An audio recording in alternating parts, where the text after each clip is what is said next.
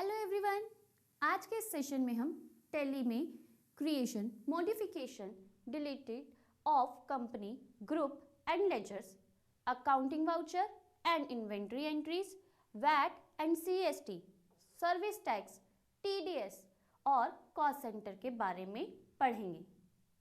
सो start करते हैं tally ERP 9 के इंट्रोडक्शन से।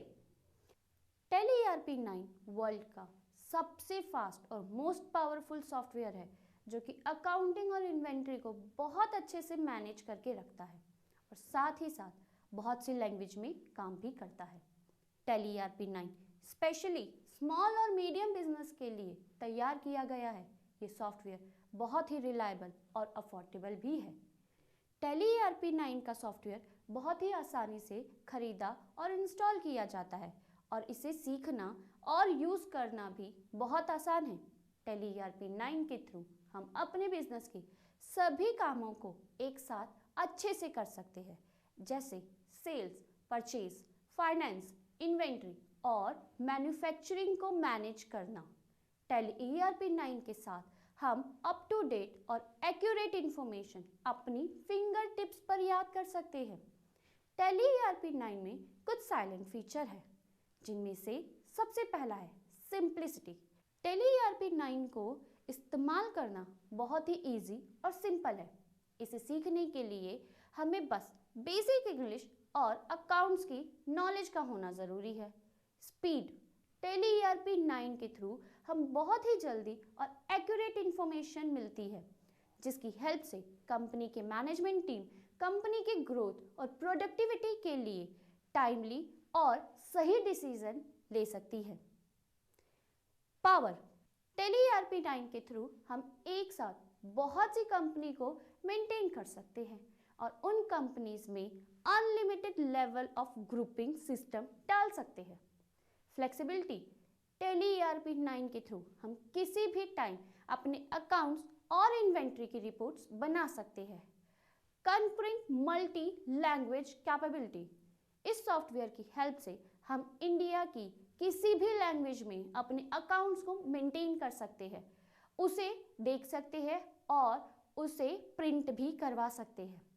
रियल टाइम प्रोसेसिंग, इस सॉफ्टवेयर की हेल्प से हम अपने अकाउंट्स की बुक्स में जैसे ही किसी भी ट्रांजैक्शन को एंटर करते हैं, इमीडिएट पोस्टिंग एंड अपडेशन कर सकते हैं। रिमोट एक्सेस, आप इस सॉफ्टवेयर की हेल्प से अपनी कंपनी का डाटा कहीं भी और किसी भी टाइम यूज़ कर सकते हो। अब हम प्रैक्टिकल के थ्रू इस कंपनी को क्रिएट करना सीखते हैं। इस सेशन में हम टैली ईआरपी 9 के कुछ प्रैक्टिकल के बारे में डिस्कस करेंगे। सबसे पहले हमें डिस्कस करना है कंपनी क्रिएट करना। टैली ईआरपी 9 में कंपनी क्रिएट करना बहुत ही ईजी है। टैली ईआरपी 9 को स्टार्ट करने का जो तरीका है वो ये है कि जो आपको डेस्कटॉप पे आइकन्स दिख रहे हैं उसमें एक आइकन टैली ईआरपी 9 का है। आप इस पे डबल क्लिक कर कर भी इसे ओपन कर सकते हैं। अदरवाइज आप स्टार्ट मेन्यू पे जाकर क्लिक करेंगे, यहाँ पर आपको टैली शो होता है।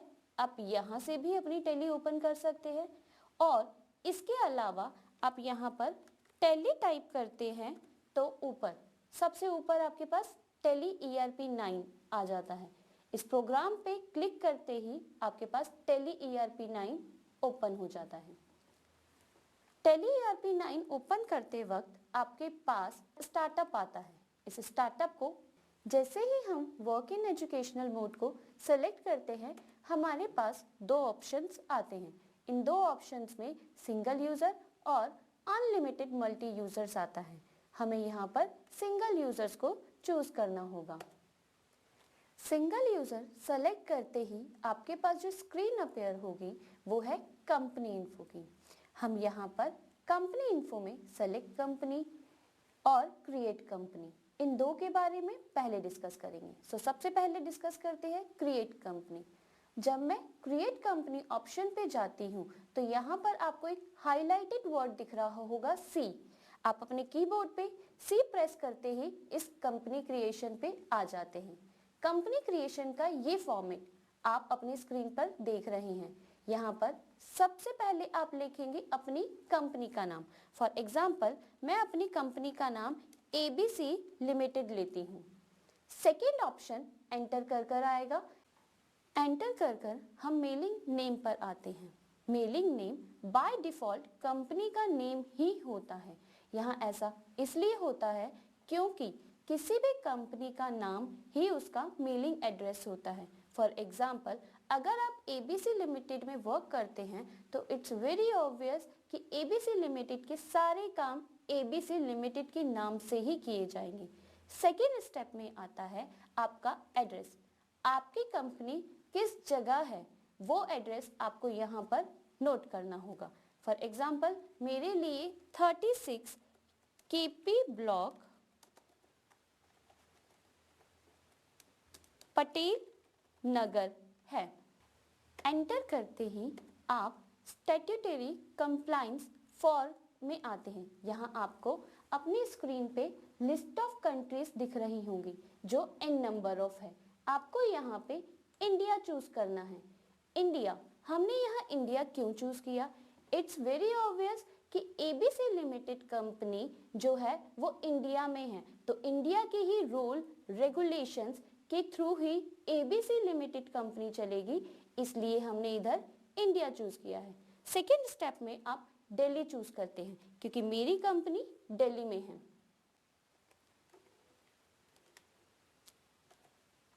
पिन कोड नंबर, आप अपनी कंपनी जहां पर भी आपकी कंपनी है वहां का पिन कोड नंबर लिखेंगे।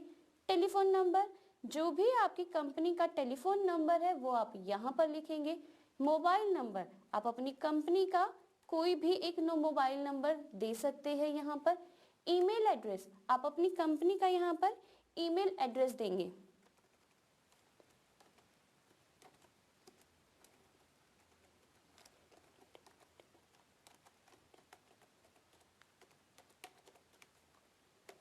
एंटर।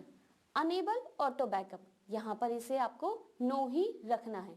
नेक्स्ट स्टेप में आते हैं कंपनीज डिटेल्स। यहाँ मैं आपको बताना चाहूंगी कि करेंसी सिंबल जो रुपीस का साइन दे रखा है वो आपकी कंट्री से प्रभावित होता है। अगर आपने यहाँ पर यूके लिया है या कोई और कंट्री का नाम लिया है तो उसके हिसाब से ही आपकी करेंसी सिंबल जो है वो चेंज हो जाती है। क्योंकि मैंने यहाँ पर इंडिया लिया है सो इसलिए यहाँ पर रुपीस का साइन आया है। Next point, maintain. आपकी कंपनी किस टाइप की है? अकाउंट्स ओनली या accounts with inventory? Accounts with inventory वो कंपनीज चूज करती हैं जिनको अपने अकाउंट्स के साथ साथ इन्वेंट्री को भी मेंटेन करना होता है। फॉर एग्जांपल जितने भी आपके शॉपिंग मॉल्स हैं या फिर कोई भी शॉप वगैरह होती हैं वहां पर इन्वेंट्री के साथ साथ आपके डेटर्स, क्रेडिटर्स, इन सब का अकाउंट मेंटेन होता है, तो वो सब companies accounts with inventory choose करती हैं। और जबकि वो कंपनी जो सिर्फ और सिर्फ अकाउंट्स मेंटेन करना चाहती है, जैसे सिर्फ राम का, श्याम का, सीमा का, इन सब का अकाउंट मेंटेन करना है, कोई इन्वेंट्री का अकाउंट मेंटेन नहीं करना, तो वो अकाउंट्स ओनली में चूज करती हैं। मैं यहाँ पर अकाउंट्स विद इन्वेंट्री लेती हूँ। नेक्स्ट आता है फाइनेंशियल ईयर फ्रॉम। इंडिया में फाइनेंशियल ईयर 1 अप्रैल से शुरू होता है और 31 मार्च को खत्म होता है, तो मैंने यहाँ पर अपना फाइनेंशियल ईयर 1 अप्रैल 2016 लिया है। बुक्स बिगनिंग फ्रॉम, यहाँ अज्यूम किया जाता है क्योंकि कंपनी क्रिएट ही आज की डेट में हुई है, तो आज की ही डेट से आपकी कंपनी क्रिएट होगी और फाइनेंशियल ईयर भी उसी डेट से ही शुरू होता है, तो ये बाय डिफॉल्ट ही आ जाता है। Next point, Tally vault password. इस फीचर के थ्रू आप अपनी जितनी भी प्रैक्टिसेस, जितनी भी एंट्री टेली में करते हैं वो सिक्योर होती है। मैंने यहाँ पर एक रेंडमली कोई पासवर्ड दिया है, आप उस पासवर्ड को दोबारा से यहाँ पर रिपीट करेंगे। एंटर करते हैं, यूज सिक्योरिटी कंट्रोल, इस फीचर को यस करते हैं, एंटर, और यहाँ पर नेम ऑफ एडमिनिस्ट्रेटर का देना है कि कौन पर्सन है जो यहाँ पर बैठकर उस वर्क को हैंडल करेगा। पूजा, मैंने एक नाम दिया है यहाँ पर। पासवर्ड, उसका एक पासवर्ड देना है और उसी पासवर्ड को आपको यहाँ पर रिपीट करना है। अगर यहाँ पर जो वार्निंग दी गई है, इस वार्निंग के थ्रू ये बताया गया है कि अगर ये पर्सन इस पासवर्ड को भूल जाता है तो ये अपने डाटा पे वर्क नहीं कर सकता दोबारा। एंटर करते हैं टैली ऑडिट फीचर। अगर आपको अपनी कंपनी में टैली ऑडिट फीचर को यस करना है तो आप इसे यस कर सकते हैं। Enter, enter. नेक्स्ट आता है बेसिक करेंसी इंफॉर्मेशन। आपकी कंपनी जिस भी कंट्री में है उस कंट्री की करेंसी की इंफॉर्मेशन प्रोवाइड करवाता है। बेस करंट सिंबल, आपकी कंट्री इंडिया है सो इसका सिंबल रुपीस होगा, जिसका फॉर्मल नेम INR है। Number of decimal place 2 place तक आप रख सकते हैं। अदरवाइज अगर आपकी कंपनी डील करना चाहती है किसी और तरीके के वर्क में तो आप 3 और 4 भी ले सकते हैं। आगे बात करते हैं symbol of suffix to amount. Suffix का मतलब होता है आगे। दैट मीन्स अगर आप अपनी करेंसी का सिंबल अमाउंट के आगे देना चाहते हैं तो यहाँ इसे यस करेंगे, अदरवाइज नो रखेंगे। इंडिया में अमाउंट के पीछे रुपीस का साइन लगता है, इसलिए मैंने इसे नो रखा है, जबकि जापान में येन का साइन आगे लगता है तो इसे उस केस में यस करना होगा। एंटर करते हैं सिंबल फॉर डेसिमल पोर्शन, जिसमें हम पैसा लिखते हैं। Show amount in millions. यहाँ पर वो कंपनी यस करेंगी जो अपना वर्क इंटरनेशनल प्लेस वैल्यू के हिसाब से करना चाहती हैं, और जो कंपनी अपना वर्क इंडियन प्लेस वैल्यू के अकॉर्डिंग करना चाहती है वो इसे नो करेंगी। नेक्स्ट आता है put a space between amount and symbol. अगर आपको अपनी करेंसी और करेंसी के सिंबल पे स्पेस चाहिए तो आप इसे यस कर सकते हैं। और decimal place for printing amount in words. Decimal के बाद आपको कितने अमाउंट तक का नंबर चाहिए आप इसे वहां पे शो कर सकते हैं। एंटर करेंगे, एक्सेप्ट करेंगे आपका टेली पासवर्ड जो आपने पहले दिया था, यहाँ पर उस पासवर्ड को टाइप करना है। एंटर कीजिए। यूजर नेम, आपने एक यूजर नेम दिया होगा और उसका एक पासवर्ड भी दिया होगा। एंटर करते हैं। ये स्क्रीन बताती है आपकी कंपनी क्रिएट हो रही है।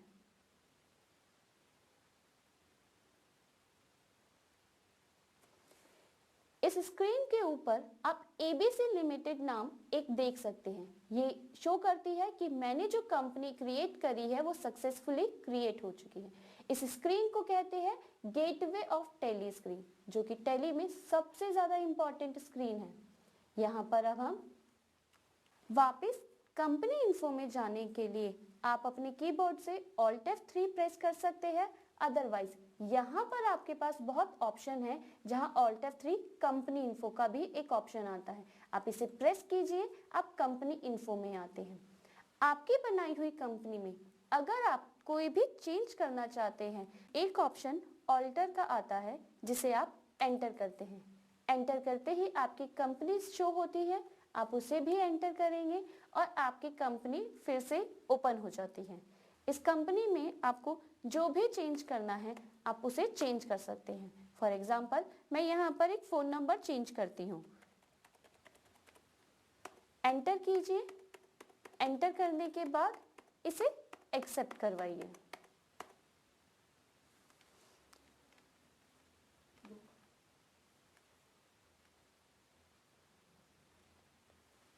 यहाँ हमने क्रिएट कंपनी और कंपनी में ऑल्टर करना सीखा। अब आती है बात शट कंपनी की। किसी भी कंपनी को बंद करने के लिए हमें इस ऑप्शन पे जाना होगा। हम इस ऑप्शन पे एंटर करते हैं। आपकी जो भी कंपनी ओपन हो रखी होगी वो यहाँ पर ऑप्शन में आ जाएंगी। मेरी ABC लिमिटेड कंपनी यहाँ पर ओपन है। मैंने इसे एंटर किया और इस स्क्रीन से आप देख सकते हैं कि ABC लिमिटेड कंपनी गायब हो चुकी है। दैट मीन्स वो शट हो चुकी है। अब अगर मुझे उस कंपनी को वापस लाना है तो मैं वापस कंपनी इन्फो में जाती हूँ।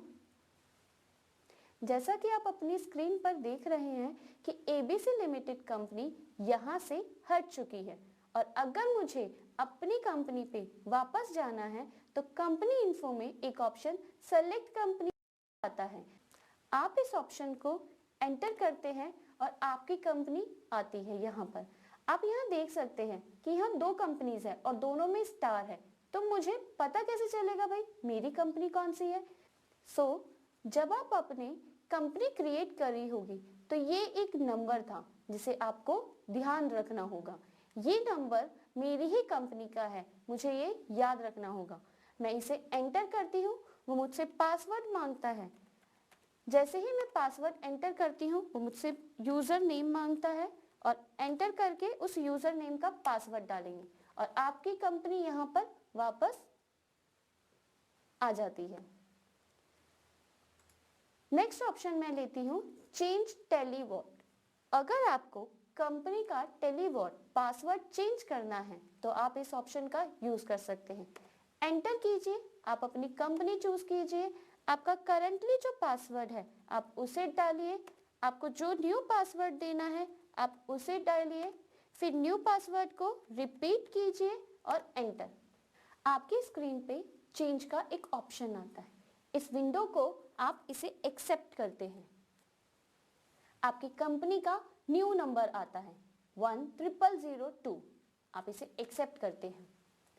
अब अगर आपको अपनी कंपनी डिलीट करनी है तो यहाँ पर आप एक ऑप्शन ऑल्टर पिक एंटर करते हैं और अपनी कंपनी ओपन करते हैं। इस ऑप्शन के थ्रू आप ऑल्ट डी के थ्रू आप अपनी कंपनी डिलीट कर सकते हैं। मैं यहाँ अपने वर्ड्स दोबारा से यूज कर रही हूँ, ऑल्ट डी। इसके थ्रू आप अपनी स्क्रीन पे एक डिलीट का ऑप्शन देखते हैं। इस डिलीट के ऑप्शन को अगर आप यस पे क्लिक करते हैं तो ये आपसे श्योर पूछता है कि क्या आप अपनी कंपनी को डिलीट करने के लिए श्योर है। यस एंटर करते हैं और आप यहाँ से देखेंगे कि आपकी कंपनी डिलीट हो चुकी है। आज इस सेशन में हम इतना ही कवर करते हैं। Thank you. Hello everyone, welcome to today's session. आज हम इस सेशन में लेजर्स के बारे में डिस्कस करेंगे। जैसा कि हम इससे पहले कंपनी इन्फो के बारे में डिस्कस कर चुके हैं, इसमें हमने क्रिएट कंपनी, अल्टर, सेलेक्ट और चेंज टेलीवॉट पासवर्ड के बारे में सीख रखा है। अब हम बात करते हैं लेजर्स की। लेजर्स करने के लिए सबसे पहले आपको गेटवे ऑफ टेली में आना है। कंपनी इन्फो से गेटवे ऑफ टेली पे जाने के लिए आपको अपने कीबोर्ड पे स्केप बटन प्रेस करना होगा। जैसा कि आप स्क्रीन पे देख सकते हैं, हमारे पास 4 ऑप्शंस मेन ऑप्शंस हैं और उसके बाद 2 और ऑप्शंस आते हैं। क्योंकि मुझे लेजर्स बनाने हैं सो इसलिए मुझे मास्टर्स में अकाउंट्स इन्फो में जाना है। अकाउंट्स इन्फो में जाने के लिए हम अपने कीबोर्ड में ए प्रेस करेंगे।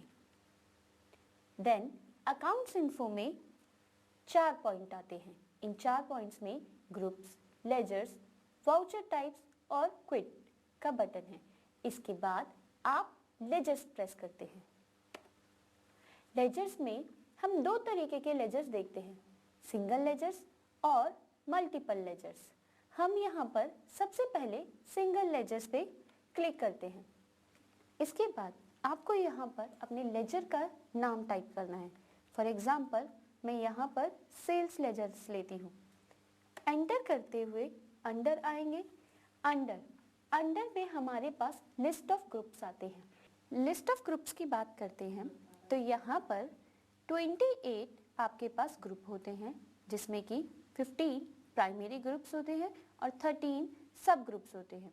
15 प्राइमरी ग्रुप्स के अंदर 9 ग्रुप्स आपके बैलेंस शीट में आते हैं जो कि कैपिटल नेचर के होते हैं और 6 प्राइमरी ग्रुप्स जो होते हैं वो पीएनएल अकाउंट में आते हैं। PNL stand for a profit and loss account, क्योंकि ये रेवेन्यू नेचर के होते हैं। आपका सेल्स जो लेजर बनेगा वो सेल्स अकाउंट में बनेगा। सेल्स अकाउंट सेलेक्ट करेंगे, एंटर करेंगे। इन्वेंट्री वैल्यू इफेक्टेड, आपको ये ऑप्शन यस करना होगा। इसका मतलब आपका जो लेजर बन रहा है क्या वो आपकी इन्वेंट्री को इफेक्ट करता है।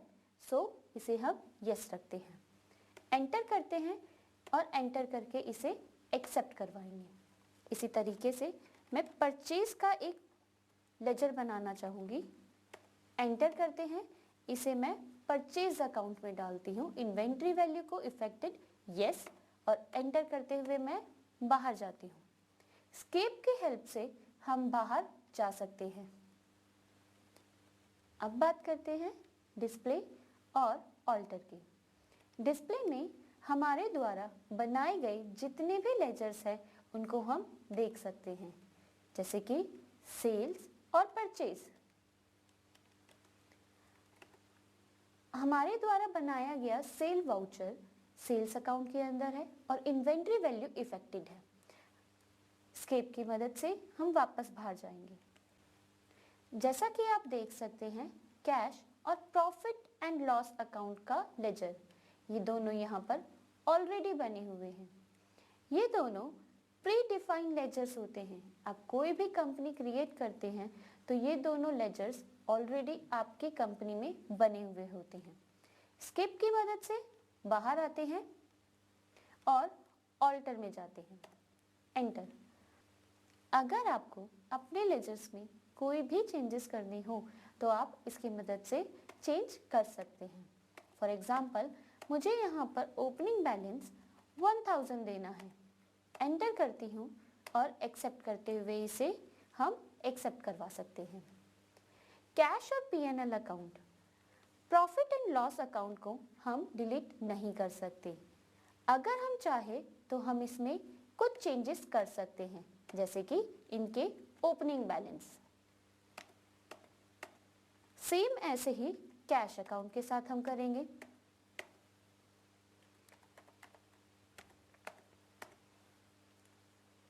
एस्केप की मदद से बाहर आते हैं।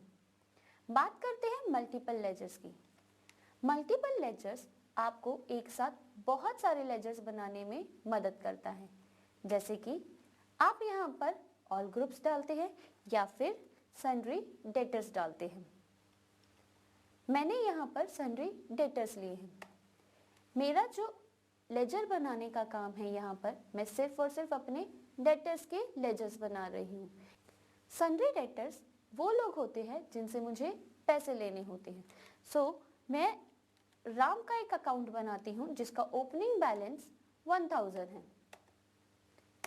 बिल वाइज डिटेल्स, इसके बाद आप एक सीमा का अकाउंट बनाते हैं।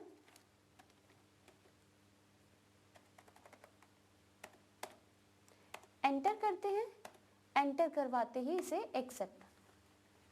अगर आपको अपने लेजर्स को देखना है तो आप डिस्प्ले के थ्रू देख सकते हैं, और अगर उनमें कोई चेंज करना है तो आप ऑल्टर के थ्रू उनमें चेंज कर सकते हैं। क्विट की हेल्प से आप बाहर जाएंगे, लेजर्स हमारे कंप्लीट होते हैं। इस सेशन में हम अकाउंटिंग वाउचर्स के बारे में पढ़ेंगे। इससे पहले हम कंपनी इन्फो में कंपनी क्रिएट करना पढ़ चुके हैं, लेजर्स बनाना पढ़ चुके हैं। आइए अब हम अकाउंटिंग वाउचर्स पे आते हैं। जैसा कि आप अपनी स्क्रीन पर देख सकते हैं कि हमारे पास गेटवे ऑफ टेली की स्क्रीन ओपन है। इस स्क्रीन के अकॉर्डिंग हमें अकाउंटिंग वाउचर पे जाना है। वी एक हाईलाइटेड वर्ड है। आप अपने कीबोर्ड पे जाकर वी प्रेस कर आप अकाउंटिंग वाउचर ओपन कर सकते हैं। ये हमारे अकाउंटिंग वाउचर्स की एक स्क्रीन है। ये हमारे वाउचर्स का इंटरफेस है। हमारे पास कुछ वाउचर्स होते हैं। इन वाउचर्स में सबसे पहला वाउचर हमारे पास कॉन्ट्रा वाउचर होता है, जिसको हम F4 के थ्रू लेकर आ सकते हैं। कॉन्ट्रा वाउचर बेसिकली कंपनी में बैंक और कैश की ट्रांजैक्शंस के लिए यूज किया जाता है। जैसे कैश एट बैंक अगर आप सबमिट करवाते हैं या फिर बैंक में से कोई भी कैश निकलवाते हैं तो उसे हम कॉन्ट्रा वाउचर में एंटर करते हैं। दूसरा वाउचर हमारा पेमेंट वाउचर है। पेमेंट वाउचर अगर आप किसी भी तरह की पेमेंट करते हैं तो उसे आप पेमेंट वाउचर में शो करते हैं। फॉर एग्जाम्पल, अगर आपने इलेक्ट्रिसिटी बिल पे किया है, रेंट पे किया है, सैलरी पे करी है, आप उसे पेमेंट वाउचर में शो करेंगे। तीसरा वाउचर F6 रिसिप्ट वाउचर आता है। किसी भी तरीके की पेमेंट अगर आप रिसीव करते हैं तो आप उसे रिसिप्ट वाउचर में लिखते हैं। जैसे आपको कोई कमीशन मिलती है, आपको सैलरी मिलती है, रेंट मिलता है, कोई भी वो रीज़न जिसकी वजह से आपकी कैश या बैंक डेबिट होता है वो रिसिप्ट वाउचर में आता है। नेक्स्ट वाउचर आता है आपका F8 सेल्स। सेल्स वाउचर के अंदर कंपनी के थ्रू की गई जितनी भी सेल्स ट्रांजैक्शंस होती हैं वो सारी सेल्स वाउचर्स के अंदर ही आती हैं। पर यहाँ पर ध्यान देने बात ये है कि सिर्फ और सिर्फ उन्हीं गुड्स की एंट्री होगी जो कंपनी सेल्स करने के लिए रखती है। जैसे एक कंपनी सिर्फ और सिर्फ कंप्यूटर सेल्स करती है तो यहाँ पर क्रेडिट में सेल किए हुए कंप्यूटर्स की एंट्री होगी, ना कि उनके फिक्स एसेट्स की।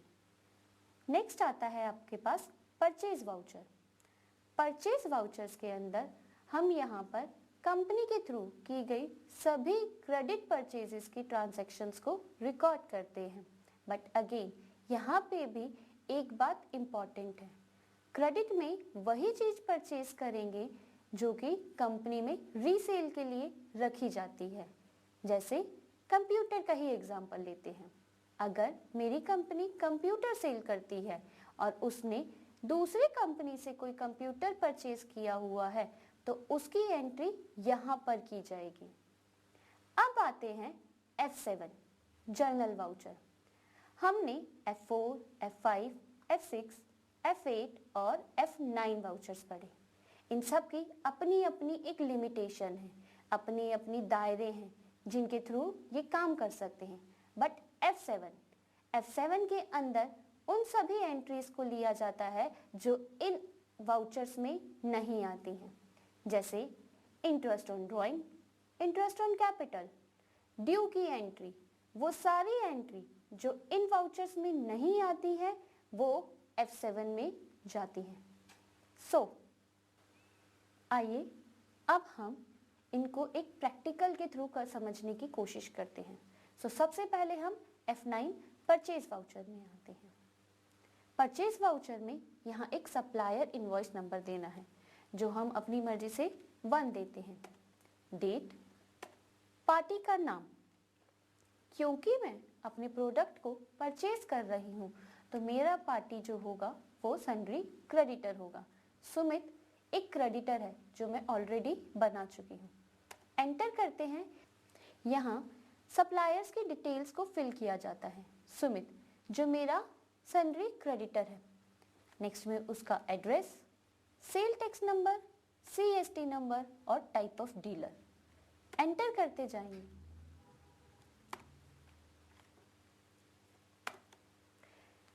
यहाँ सप्लायर्स की डिटेल्स आती हैं।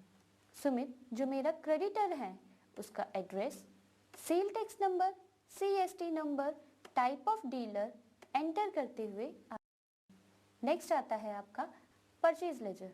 यहाँ पर आपके पास लिस्ट ऑफ लेजर्स में से आपके पास परचेज लेजर बना हुआ है, आप इसे सेलेक्ट कर सकते हैं। नेम ऑफ आइटम, आपको अपने प्रोडक्ट को बनाना है, आप क्या सेल कर रहे हैं या परचेज कर रहे हैं। Alt+C की सहायता से मैं स्टॉक आइटम क्रिएशन में जाती हूँ। मेरी प्रोडक्ट का नाम है इंग्लिश बुक।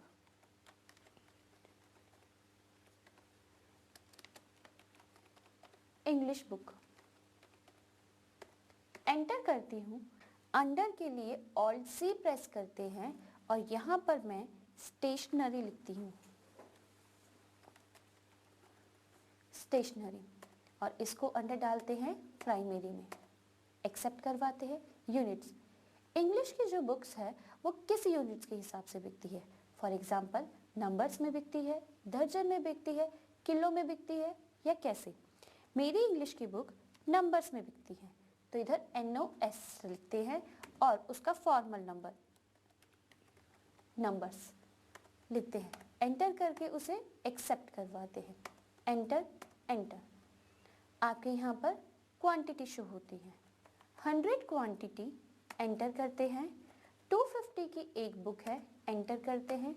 एंटर करते हुए नीचे आएंगे और लास्ट में नरेशन लिखनी है।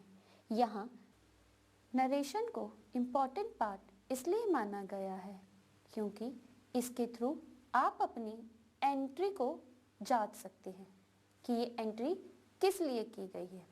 फॉर एग्जाम्पल यहाँ मैं नरेशन लिखती हूँ for goods purchased bye Sumit on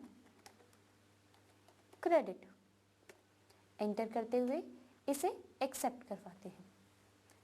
next हम करते हैं सेल्स F8। यहाँ एक रेफरेंस नंबर देते हैं, पार्टी का नाम, क्योंकि मैं सेल कर रही हूँ तो मेरी जो पार्टी होगी वो डेटर होगी। राम मैं ऑलरेडी बना चुकी हूँ जो कि मेरा एक सन्ड्री डेटर है। एंटर करते हुए नीचे की तरफ आएंगे और यहाँ डिटेल्स फिल करेंगे। डिलीवरी नोट अगर तो कोई आपके पास है तो आप उसे लिखेंगे। डिस्पैच के लिए कोई ऑर्डर नंबर है, मोड ऑफ पेमेंट है, कोई रेफरेंस है, इस तरीके से हम इसे फिल करेंगे। बायर्स की डिटेल्स, राम का एड्रेस, उसका sale tax number, CST number और type of dealer. Sales ledger select करते हुए नीचे आते हैं। इंग्लिश की बुक, मैं यहाँ पर वही अपनी इंग्लिश की बुक सेलेक्ट करती हूँ और मैंने 50 बुक्स सेल्स कर दी 300 की। एंटर करते हुए नीचे आते हैं और नरेशन लिखते हैं for goods sales to Ram. Enter करके बाहर आते हैं। बाहर आकर अगर मुझे अपनी एंट्री देखनी है तो आप डिस्प्ले में जाएंगे, डे बुक में जाएंगे और यहाँ आपकी शो होती हैं 2 एंट्रीज जो आप कर चुके हैं। पहली परचेज की जो कि सुमित से करी थी और दूसरी सेल्स की जो राम से करी थी। एंटर करते हैं, आप अपनी एंट्री को देख सकते हैं। स्किप करते हुए बाहर आते हैं। अब इसके बाद हम बात करते हैं सेल्स रिटर्न और परचेज रिटर्न की। कई बार कंपनियां बहुत तरीके के रीज़न देकर अपने प्रोडक्ट को रिटर्न कर देती हैं। उनमें से कुछ रीज़न ऐसे भी हो सकते हैं कि आपका प्रोडक्ट खराब है, पार्शली खराब है या फिर उस क्वालिटी का नहीं है जिस क्वालिटी का उन्होंने मांगा है। तो इसके लिए आपको F11 एक फीचर दिया हुआ है, उसे प्रेस करना है, अकाउंटिंग फीचर को ऑन करना है और यहाँ पर आपको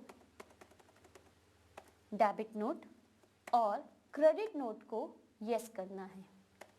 मैंने यहाँ पर 3 ऑप्शन यस करे हैं, use debit credit note, use invoice mode for debit note and credit note. Enter करते हुए इसे एक्सेप्ट कीजिए और स्किप की सहायता से बाहर आ जाइए। अकाउंटिंग वाउचर में एंटर करते हैं।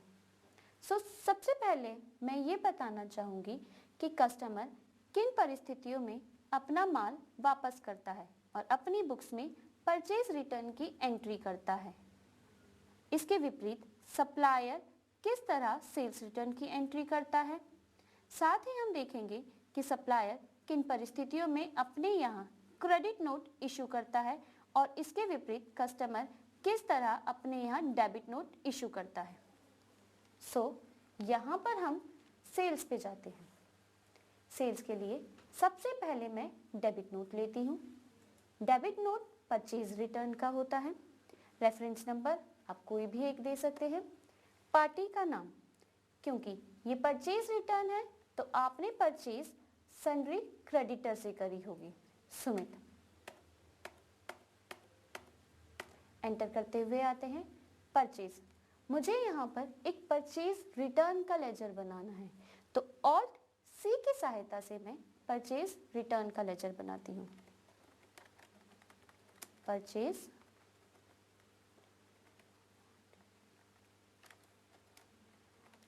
रिटर्न एंटर करते हैं और उसे परचेज में लेते हैं। नेम ऑफ आइटम, आपने परचेज की हुई गुड्स को लेंगे।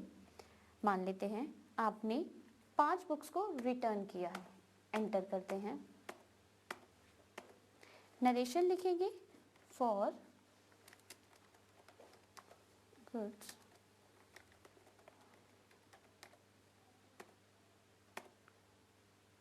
अब इसी तरह से कंट्रोल F8 की सहायता से हम क्रेडिट नोट पे आते हैं।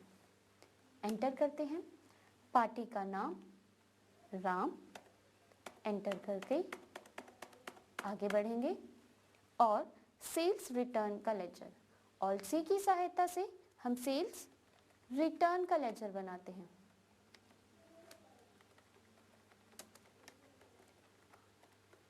रिटर्न का लेजर बनाया, सेल्स अकाउंट के अंदर एंट्री करते हुए आगे जाते हैं। सेल्स रिटर्न के लिए एंटर करेंगे और यहाँ पर मैं 10 प्रोडक्ट को लेते हैं। एंटर करते हुए आगे जाते हैं। इसके लिए हम डिस्प्ले में जाएंगे, अकाउंट्स बुक में जाते हैं, लेजर्स में जाते हैं। यहां पर हम राम का लेजर देखते हैं। एंटर। अब यहां देख सकते हैं कि राम के लेजर में मैंने टोटल सेल्स करी थी 15,000 की, जिसमें कि रिटर्न हुआ क्रेडिट नोट 3,000 का। टोटल मुझे अब क्लोजिंग बैलेंस जो है वो 12,000 है। स्केप की सहायता से फिर वापस जाते हैं और सुमित पे एंटर करते हैं। सुमित की तरफ भी यही देख सकते हैं हम। परचेज हमने करी थी 25,000 की, परचेज रिटर्न करी हमने 1250 रुपीज की। बैलेंस मुझे बचता है 23,750। This is my closing balance after deducting this. Escape की सहायता से बाहर आते हैं। क्रेडिट नोट और डेबिट नोट का आप प्रिंट आउट भी ले सकते हैं। एंटर कीजिए डेबिट नोट पे और ऑल्ट पी की सहायता से आप इसे प्रिंट कमांड के लिए यस बटन प्रेस करते ही आप इसका प्रिंट दे सकते हैं। इसकी मदद से आपके पास एक हार्ड कॉपी में एविडेंस हो जाता है कि आपने एक प्रोडक्ट को सेल किया है और परचेज रिटर्न भी किया है।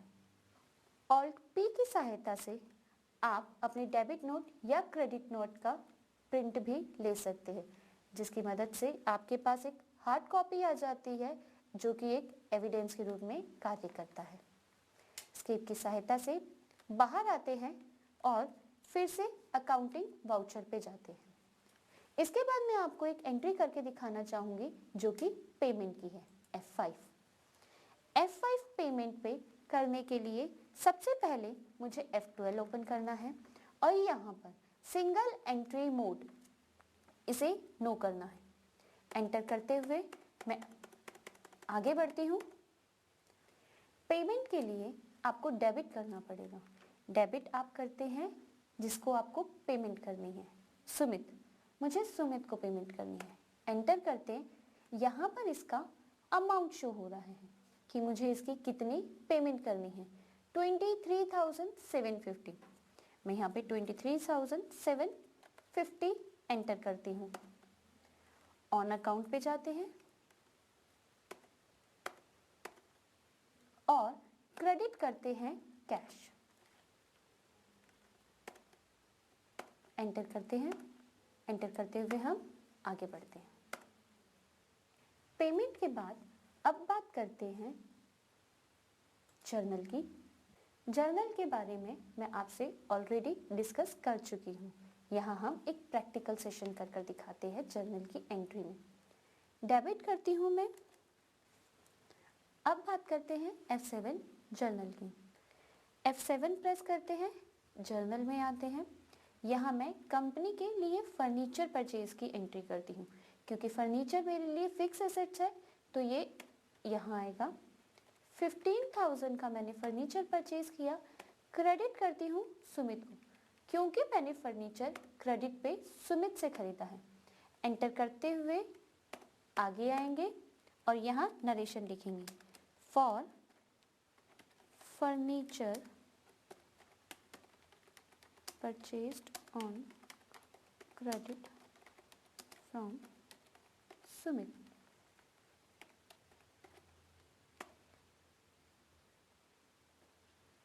एंटर करते हुए एक्सेप्ट करते हैं। इसके बाद हम नेक्स्ट एंट्री पे जाते हैं जो कि हमारी रिसिप्ट है। F6 पे हम रिसिप्ट करते हैं। राम जो मेरा सन्ड्री डेटर था उससे मुझे 12,000 रुपीज़ लेने थे। इस 12,000 में से उसने मुझे 6,000 पे करे हैं।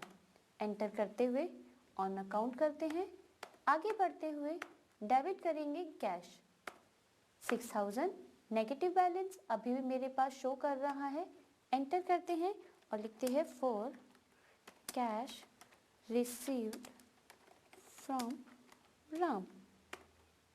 Enter accept. स्केप की सहायता से बाहर आते हैं। आप इस सारी एंट्रीज को डिस्प्ले में जाकर डे बुक पे जाकर देख सकते हैं। आपके द्वारा की गई जितनी भी एंट्रीज हैं वो सारी यहाँ शो होती हैं। स्केप करते हुए बाहर जाइए। आप यहाँ पे अकाउंट्स बुक पे जा सकते हैं और यहाँ पर आप अपने लेजर्स के थ्रू की गई सारी एंट्रीज देख सकते हैं। फॉर एग्जाम्पल राम के थ्रू की गई एंट्री। राम को टोटल सामान मैंने 15,000 का सेल किया था, जिसमें से 3,000 का मुझे रिटर्न आया और उसने मुझे 6,000 पे कर दिए। तो अब उसका क्लोजिंग बैलेंस 6,000 ही बचा हुआ है। ऐसे ही हम सुमित का भी देख सकते हैं। एंटर करते हैं। सुमित से मैंने जो परचेज किया था वो 25,000 का था, जिसमें से डेबिट नोट यानी परचेज रिटर्न 1250 का हुआ। पेमेंट मैंने करी 23,750 की और अब जर्नल में जाकर टोटल मैंने जो फर्नीचर परचेज किया था क्रेडिट पे 15,000 का। दैट मीन्स अब जो क्लोजिंग बैलेंस है वो 15,000 है मेरे पास। स्किप करते हुए बाहर जाएंगे। इस सेशन में हम कॉस्ट सेंटर के बारे में पढ़ेंगे। Cost centre. Cost centre basically हमें एक तरीके से बहुत हेल्प करता है। एक कंपनी में n नंबर ऑफ जगह अगर रेंट पे करना है तो कॉस्ट सेंटर ये डिफाइन करता है कि कहाँ कितना रेंट गया है। आइए इसे प्रैक्टिकल के थ्रू समझते हैं। जैसा कि आप स्क्रीन पे देख सकते हैं, मैंने कॉस्ट सेंटर नाम से एक कंपनी पहले से ही क्रिएट करके रखी है। कॉस्ट सेंटर स्टार्ट करने के लिए सबसे पहले आपको अपने यहाँ से F11 यानी कि फीचर्स ओपन करने होंगे। अकाउंटिंग फीचर्स बटन प्रेस करना होगा। कॉस्ट सेंटर ओपन करना होगा एंड एंटर करते हुए कॉस्ट सेंटर पे आना है। कॉस्ट सेंटर को आप यस करेंगे। एंटर कीजिए more than 1 payroll cost categories, इसे यस कीजिए। एंटर कीजिए। एंटर करते हुए स्क्रीन पे आप इसे एक्सेप्ट करवाएंगे। स्किप करते हुए बाहर जाइए। गेटवे ऑफ टेली के स्क्रीन में अकाउंट्स इन्फो में जाइए। अकाउंट्स इन्फो पे आपके पास दो नए पॉइंट्स दिख रहे हैं। पहला है कॉस्ट कैटेगरी, दूसरा है कॉस्ट सेंटर। पहला कॉस्ट कैटेगरी की तरफ जाते हैं और क्रिएट पे जाते हैं। फॉर एग्जाम्पल मुझे यहाँ पे रेंट बनाना है। क्या ये आपके रिवेन्यू आइटम्स है? इसे यस करेंगे। नॉन रिवेन्यू है तो आप इसे नो करेंगे। एक्सेप्ट करते हुए बाहर आते हैं and then cost centre enter करते हैं। सबसे पहले यहाँ पर जाएंगे, आप इसे प्राइमरी कॉस्ट सेंटर। अब यहाँ पर आप यहाँ से रेंट चूज करते हैं लिस्ट ऑफ कैटेगरी से। एक्सेप्ट नेम, आप कहाँ का रेंट देते हैं? पीतमपुरा। एंटर करा। एंटर कर वापस। दूसरा है पटेल नगर। एंटर करते हुए एक्सेप्ट करवाइए। स्किप के थ्रू बाहर आते हैं। अकाउंटिंग वाउचर की तरफ जाते हैं। एंटर करते हैं पेमेंट। पेमेंट में आपको यहाँ पे एक लेजर बनाना है। ऑल्ट सी की मदद से मैं यहाँ एक रेंट का लेजर बनाती हूँ जो कि मेरा इनडायरेक्ट एक्सपेंस है। वैल्यू इफेक्टेड को नो रखिए, कॉस्ट कैटेगरीज को यस कीजिए। एक्सेप्ट करते हुए आते हैं। यहाँ मैंने 15,000 अपना रेंट शो किया है। एंटर करते हैं कॉस्ट कैटेगरी, आपकी कॉस्ट कैटेगरी है रेंट। एंटर करते हैं नेम ऑफ कॉस्ट सेंटर। आपके नेम ऑफ कॉस्ट सेंटर में दो नेम है, पटेल नगर या पीतमपुरा। इसके थ्रू आप बता सकते हैं कि दिया हुआ रेंट कौन सी जगह का है, पटेल नगर या पीतमपुरा। यहाँ मैं पटेल नगर लेती हूँ और पटेल नगर के लिए अमाउंट डालती हूँ 8000, एंटर करते हैं। दूसरा मैं लेती हूँ पीतमपुरा, पीतमपुरा का जो रेंट है वो मैं 7000 देती हूँ, एंटर किया, एक्सेप्ट करते हैं और यहाँ पर मैं कैश लेती हूँ, एक्सेप्ट करें। एक्सेप्ट करने के बाद यहाँ नरेशन लिखते हैं, नरेशन लिखने के बाद आप इसे एक्सेप्ट करवाते हैं। इसके बाद आपको एक और फीचर से इंट्रोड्यूस करवाती हूँ मैं। F11 चाहिए।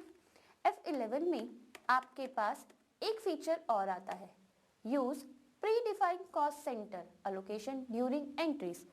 इसके थ्रू आप यस कीजिए, पहले इसे कॉस्ट सेंटर का नाम क्लास देंगे आप इसे रेंट, एंटर। कॉस्ट कैटेगरी कौन सी कैटेगरी है, रेंट, आप रेंट लेते हैं। पटेल नगर, पटेल नगर का जो किराया है आपका 50% जाता है। पीतमपुरा का जो रेंट है वो भी 50% जाता है। एंड ऑफ लिस्ट कर कर बाहर आ जाइए, एक्सेप्ट कीजिए। कॉस्ट क्लास आप यहाँ पे कॉस्ट सेंटर लेते हैं, रेंट, एंटर, आप यहाँ पे रेंट लेते हैं और यहाँ मैं 25,000 रुपीज लेती हूँ, एंटर करते हैं, कैश, एंटर करते हुए आगे बढ़िए, नरेशन लिखनी है, एंटर करके वापस। इसके बाद आपके कीबोर्ड पे एक पेजअप का ऑप्शन आता है, आप उस पेजअप के ऑप्शन को जैसे ही क्लिक करते हैं आप ऊपर वाली एंट्री में आते हैं। आप अपनी स्क्रीन पे देख सकते हैं जो मैंने फीचर ऑन किया था 50-50% वाला, वो अपने आप पटेल नगर और पीतमपुरा के रेंट में 50-50% में कन्वर्ट हो गया है।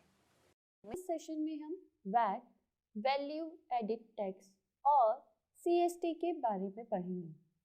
इससे पहले हम पढ़ चुके हैं किस तरीके से कंपनी क्रिएट करते हैं, कैसे लेजर्स क्रिएट करते हैं, वाउचर एंट्री के बारे में हम डिस्कस कर चुके हैं, डेबिट नोट, क्रेडिट नोट के बारे में भी डिस्कस कर चुके हैं और कॉस्ट सेंटर के बारे में भी डिस्कस कर चुके हैं। तो आइए शुरू करते हैं वैट। वैट के लिए सबसे पहले मैं एक कंपनी क्रिएट कर रही हूँ जिसका नाम मैं वैट और CST देती हूँ। एंटर करते हुए मैं आगे जाती हूँ, मैं अपना एड्रेस फिल करती हूँ, एंटर करते हुए इंडिया और दिल्ली मेरा स्टेट, पिन कोड मैं लेती हूँ एक रैंडमली, एंटर करा, एक कंपनी का phone number, mobile number, enter enter enter करते हुए आगे जाते हैं। मुझे यहाँ पे कोई पासवर्ड नहीं देना, इसलिए मैं पासवर्ड की तरफ नहीं बढ़ रही। वैट के नाम से मेरी कंपनी क्रिएट होती है। आगे जाते हैं F11। आप अपनी स्क्रीन पे देख सकते हैं F11 का एक फीचर है। आप इसे जैसे ही ऑन करते हैं आप कंपनी फीचर की तरफ आ जाते हैं। कंपनी फीचर में F3 ये वाला पोर्शन आपको यस करना है। एंटर करते हुए VAT enable value added tax, आप इसे यस करते हैं। Set alter VAT details, yes. Delhi regular date, यहाँ पर एक वॉट नंबर दिया जाता है जो कि आपको टैक्स अथॉरिटी के थ्रू मिलता है।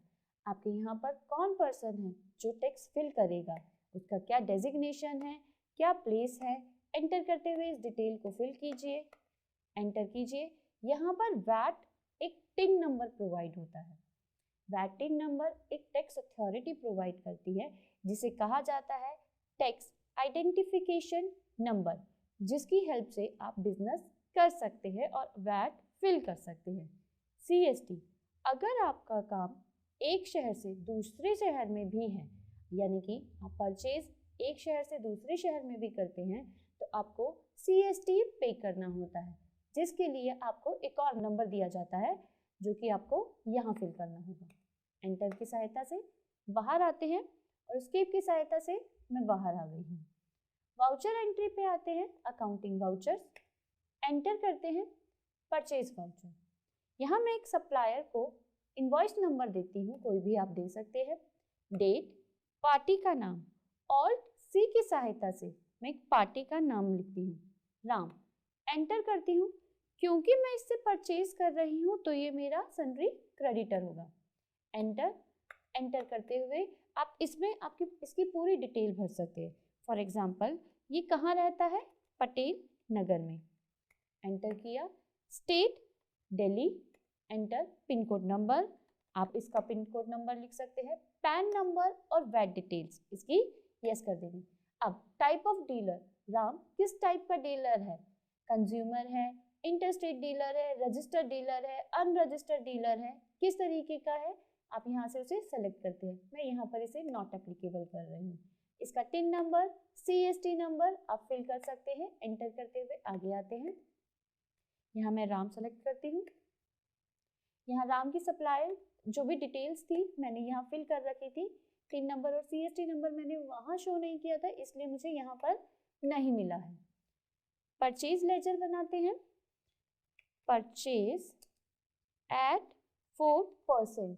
आप अपनी सहायता के लिए, आप अपनी हेल्प के लिए यहाँ पर मैंने 4% लिखा है, क्योंकि वैट 4%, 1%, 12.5%, 20% पे जाता है, तो परचेज कितने परसेंट पे होगा, 4% पे, तो मैंने यहाँ पर 4% लिखा है। यहाँ पर हम परचेज सेलेक्ट करेंगे। एंटर करते हैं। वैल्यू इन्वेंट्री इफेक्ट करती है, यस करती है, बिल्कुल यस करते हैं। वैट रिटर्न, अब यहाँ पर लिखेंगे वैट एट परचेज एट 4%। मैंने यहाँ पे परचेज एट 4% लिया है। यहाँ पे वैट कैलकुलेशन को आपको यहाँ पे वैल्यू कैलकुलेशन को यस करना है, वैट ड्यूटी एक्सेप्ट करना है बेस्ड ऑन वैल्यू। क्वांटिटी नहीं लूंगी मैं, यहाँ पर वैल्यू लूंगी। एंटर करते हुए मैं यहाँ पर आती हूँ। ऑल सी की सहायता से मैं अपना प्रोडक्ट भी बनाना चाहती हूँ। अब पेन बनाया है, पेन किसके अंदर आएगा, स्टेशनरी के अंदर आएगा। स्टेशनरी के अंदर आया। एंटर करा। एंटर करते हुए आगे बढ़ते हैं। यूनिट्स वो किसके अकॉर्डिंग है, नंबर्स।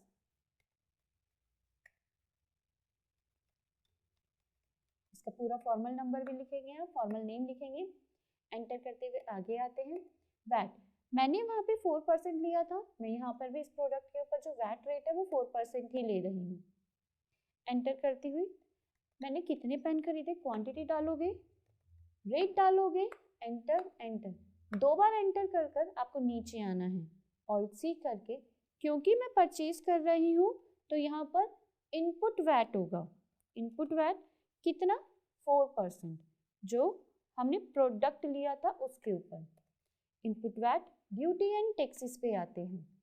हम वैट ले रहे हैं, वैट लेते हैं यहाँ पर। कौन सा VAT, input VAT. Enter. Input VAT 4%। Enter की सहायता से आगे आइए। यहाँ पर आप देख सकते हैं, क्योंकि मैंने प्रोडक्ट पे 4% लिया था और इनपुट वैट भी 4% है और परचेज भी 4% है, तो यहाँ पर इस 15,000 का 4% 600 यहाँ पर इसने अपने आप कैलकुलेट कर कर मुझे दे दिया, जिसमें मैंने इसमें कोई भी प्रॉब्लम नहीं आई होगी। आप शो सैजिटरी डिटेल्स, आप इसे यस करते हैं। आपके पास आता है 15,000 के प्रोडक्ट में आपने वैट कितना दिया है, 600। एंटर। एंटर यहाँ पर आप एंटर करेंगे, नरेशन लिखेंगे, एक्सेप्ट करवाते हैं एंट्री। आइए अब हम इसे सेल्स की एंट्री भी करना सीखते हैं। F8 के द्वारा मैं सेल्स एंट्री पे आती हूँ। एक रेफरेंस नंबर देती हूँ, पार्टी का नाम देती हूँ सीमा, क्योंकि मैं इससे सेल कर रही हूँ तो ये मेरी डेटर हुई। एंटर करते हुए आगे आते हैं, इसे यस करती हूँ, नॉट एप्लीकेबल। यहाँ इसके पूरी डिटेल्स फिल होगी।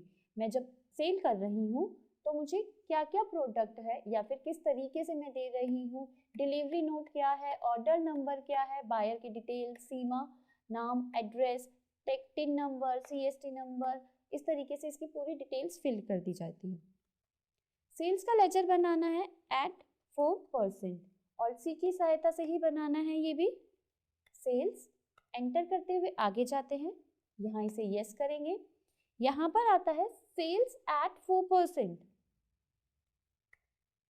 आप इसे यस कीजिए। VAT based on value. Enter करते हुए आगे आइए। अब मैं यहाँ पर पेन को सेल करना चाहती हूँ। यहाँ पे लिखा मैंने कि मेरा जो प्रोडक्ट है वो 1000 सेल हो रहा है और कितने का सेल हो रहा है, 20 का सेल हो रहा है। एंटर करते हुए एक और बार एंटर करना है और ऑल्ट सी, क्योंकि मैं यहाँ पर सेल कर रही हूँ तो यहाँ पे आउटपुट वैट लगता है और क्योंकि सेल भी 4% थी तो यहाँ पर वैट भी 4% ही लगेगा। Enter enter, output VAT duty and taxes पे जाता है, वैट पे आएगा ये,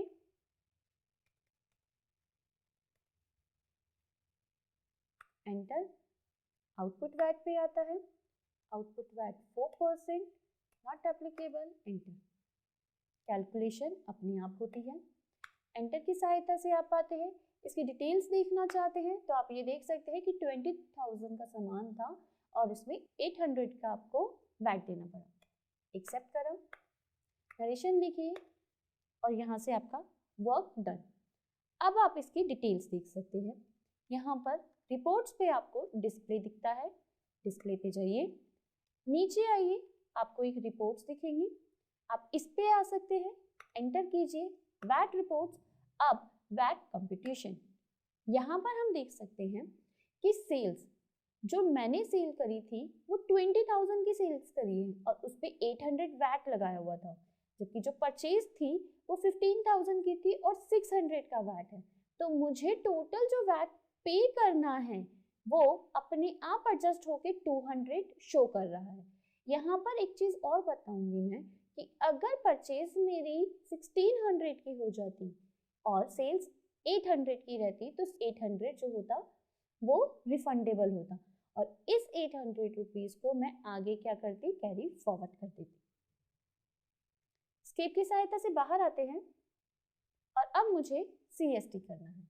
वैट की बात तो ये हुई कि जब आप एक ही स्टेट पे वर्क करते हैं तो उसी स्टेट पे आप अपने प्रोडक्ट को सेल करते हैं और परचेज करते हैं तो आप देते हैं, जबकि CST जो होता है वो बेसिकली होता है जब आप एक स्टेट से दूसरे स्टेट पे प्रोडक्ट को सेल करते हैं या फिर परचेज करते हैं। CST के लिए हमें कोई फीचर्स ऑन करने की ज़रूरत नहीं होती।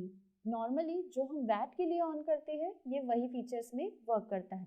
तो अकाउंटिंग वाउचर में सबसे पहले मैं F9 पे जाऊंगी, परचेज के लिए एंटर करती हुई आगे बढ़ती हूँ। मैं पार्टी नेम में राम रखती हूँ। अब यहाँ पे परचेज एट 4% वैट के लिए बनाया था मैंने, अब मुझे CST के लिए बनाना है तो परचेज ऑल्ट C की सहायता से हम यहाँ पे परचेज का लेजर बनाते हैं, जहाँ पे हम लिखेंगे परचेज CST एट 4%। एंटर करते हैं, इसे परचेज लेजर में डालेंगे, एंटर एंटर। वैट को आपको यस करना है, आप यहाँ पर लिखेंगे इंटर स्टेट परचेज, क्योंकि मुझे यहाँ पर CST पे करना है। एंटर करते हैं, एक्सेप्ट करवाइए, वैट ड्यूटी एक्सेप्ट करवाइए, बेस्ड ऑन वैल्यू पे ले जाइए। नेम ऑफ आइटम पे पेन लेते हैं, पेन परचेज कर रही हूँ, अगेन मैं 1000 पेन परचेज कर रही हूँ, 10 रुपीज़ का एक है। डबल क्लिक करना है और एंटर करके वापस नीचे की तरफ आकर CST। अब यहाँ पर मुझे एक लेजर बनाना है, CST on purchase, CST on purchase, enter करती हूँ, ड्यूटी एंड टैक्सेस पे आएगा ये। अब यहाँ वैट ना लेकर मैं क्या लूंगी, CST, क्योंकि मैं यहाँ पर CST वर्क कर रही हूँ। CST आप यहाँ पर क्या लिखेंगे, CST inter state purchase, enter enter enter, 4% calculate.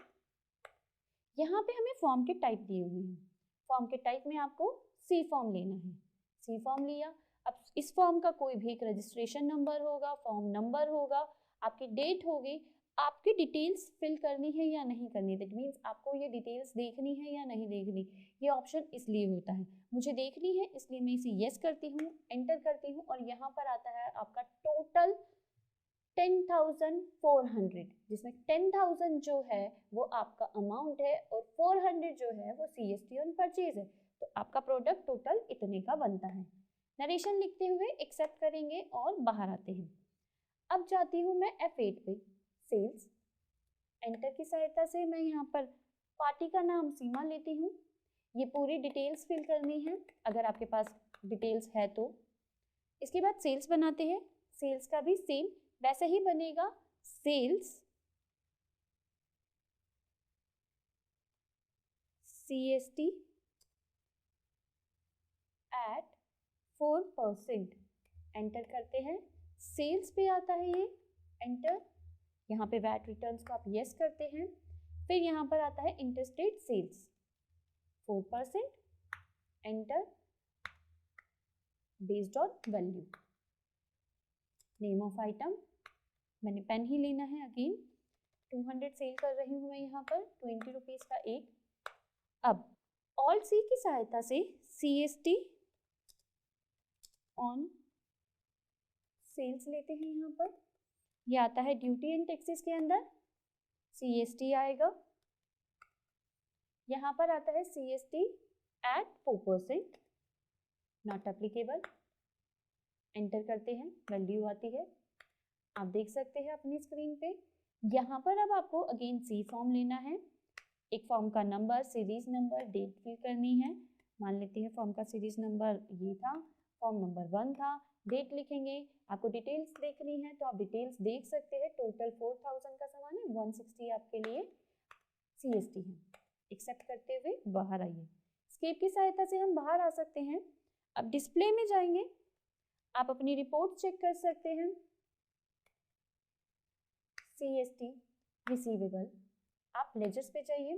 सीमा सेल्स करी थी सीमा को 4000 की, 160 इसकी रिसीवेबल है। सीरीज नंबर 1 2 3 था और फॉर्म क्या था मेरे पास, नंबर 1 था। क्योंकि मैंने वहाँ डेट फिल नहीं करी थी इसलिए कॉलम फ्री आया हुआ है। स्केप की सहायता से मैं फिर से बाहर जाती हूँ। अब मैं यहाँ इश्यू पे जाती हूँ, एंटर करती हूँ, लेजर की तरफ आते हैं, राम देखती हूँ। यहाँ पर भी वही चीज़ आती है दोबारा कि 10,000 का मैंने सामान लिया, 400 मेरे पास CST था, आपके पास टोटल इतना था, फॉर्म टाइप C था, सीरीज नंबर ये था, फॉर्म नंबर आपको दिया हुआ है। स्केप की सहायता से आप बाहर आ सकते हैं। अगर आप वैट पे जाते हैं, वैट कंप्यूटेशन में देखते हैं, तो यहाँ पर आप देखेंगे कि यहाँ पर भी आपका आउटपुट जो था CST वो यहाँ शो करेगा, CST at 4%। यहाँ वैट की वैल्यू इफेक्ट होती है। आप स्केप की सहायता से बाहर जा सकते हैं और अगर आपको सारी डिटेल्स देखनी है तो डिस्प्ले में ही आप डे बुक पे अपनी सारी एंट्रीज को देख सकते हैं। आप एंटर कीजिए और आप अपनी सारी एंट्रीज देख सकते हैं। स्केप की सहायता से बाहर आइए। इस सेशन में हम TDS के बारे में पढ़ेंगे। TDS tax deduction at source. अब पिछले के कुछ टॉपिक्स हमने जो पढ़े थे वो थे कंपनी को क्रिएट करना, वाउचर एंट्री करना, लेजर्स बनाना और कॉस्ट सेंटर्स के बारे में भी पढ़ा है हमने। बट TDS एक टैक्स है जो हमने पे करना होता है। सो स्टार्ट करते हैं TDS। जैसा आप अपनी स्क्रीन पे देख सकते हैं, TDS के नाम की मैंने कंपनी ऑलरेडी ही क्रिएट कर चुकी हूँ। अब हमें कहाँ जाना है, अब हम करते हैं F11। आपकी स्क्रीन पे F11 है, आप इसे प्रेस कीजिए, टैक्सेशन को ऑन कीजिए, TDS ऑन कीजिए। इसके बाद एंटर करते हुए आप यस करेंगे, enable tax deducted at source. फिर सेट अल्टर TDS डिटेल्स, आप इसे यस कीजिए।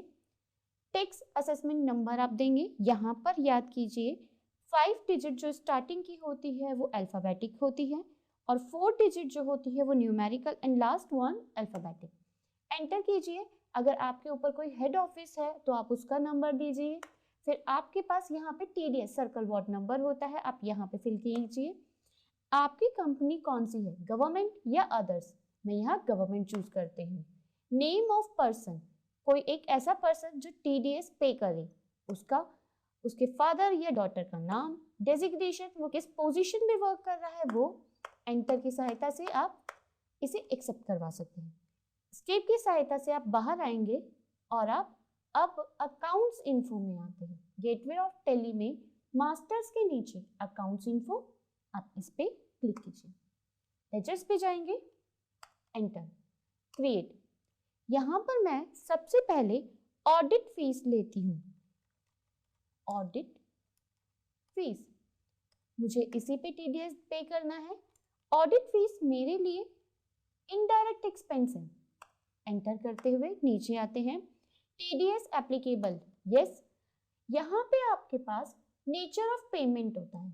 आपकी ऑडिट फीस जो आपने पेमेंट करी है वो किसके नेचर में आती है, तो मैं यहाँ पर सेलेक्ट करती हूँ फी फॉर प्रोफेशनल। आप इसको सेलेक्ट करेंगे, एंटर करेंगे। याद रखिए इस लिस्ट को सेलेक्ट करते वक्त बहुत ध्यान रखना है कि आपकी जो कंपनी पेमेंट कर रही है वो किस नेचर का पेमेंट करती है। एंटर, एक्सेप्ट करवाते हैं। अब आप कोई भी एक डेटर सन्ड्री क्रेडिटर का नाम लिख लीजिए जिसको आपको पेमेंट करनी है। राम मेरे लिए एक सन्ड्री क्रेडिटर है। एंटर करते हुए एक्सेप्ट करवाते हैं। टीडीएस यस है। अब राम कौन है? राम मेरे लिए एक बॉडी ऑफ इंडिविजुअल हो सकता है, एक हमारी कंपनी हो सकती है, पार्टनरशिप फर्म हो सकती है, कोई भी हो सकता है राम। तो मैं यहाँ पर इसके लिए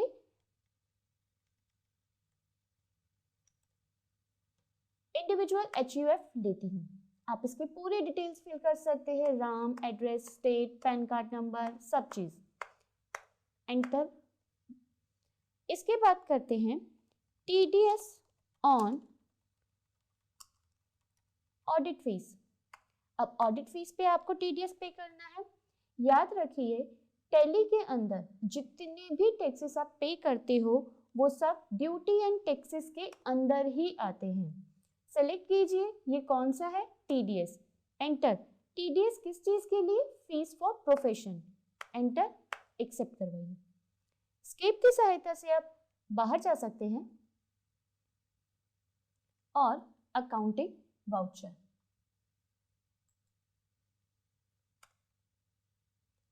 सबसे पहले आपको F7 के थ्रू इसको ड्यू करना होगा। नॉर्मली हम क्या करते हैं, हम पेमेंट करते हैं डायरेक्ट। डायरेक्ट पेमेंट का मतलब है कि जो भी अमाउंट मुझे पे करना है वो मैं डायरेक्टली पे कर रही हूँ, बट यहाँ मुझे टीडीएस काट के पे करना है। सो सबसे पहले मैं यहाँ पर F7 में ड्यू की एंट्री करूँगी। ड्यू की एंट्री के लिए आपको ऑडिट फीस को एंटर करना होगा। डेबिट ऑडिट फी, याद रखिए आपकी ऑडिट फीस जो होगी वो यहाँ पर आएगी। एंटर। यहाँ से आपको टीडीएस ऑफ नेचर लेना है कि कौन सा नेचर ऑफ पेमेंट है, प्रोफेशनल, जो आप पहले सेलेक्ट कर चुके हैं। आपकी वैल्यू 35,000 आएगी। बाय पे अर्न, किसको पे करना है आपको? राम। न्यू रेफरेंस लेंगे, फीस आ जाती है, टीडीएस ऑन ऑडिट फी आती है। आपके लिए यहाँ पर मैं बताना चाहूंगी कि अगर आपका अमाउंट 35,000 से कम है तो डिडक्ट नाउ पर आपका कर्सर नहीं आएगा। अगर आपका अमाउंट 30 या 35,000 से अबव होगा तो ये कर्सर आपका आएगा। मेरा कर्सर इसलिए आया है क्योंकि अमाउंट 35,000 है। सो जब भी आप टीडीएस करें इस चीज का ध्यान रखें। एंटर की सहायता से आप यहाँ पर ये पूछ रहा है डिडक्ट नाउ, क्या आप अभी डिडक्ट करना चाहते हैं? तो मैंने इसे यस किया है। एंटर करते हुए आगे जाते हैं। New reference,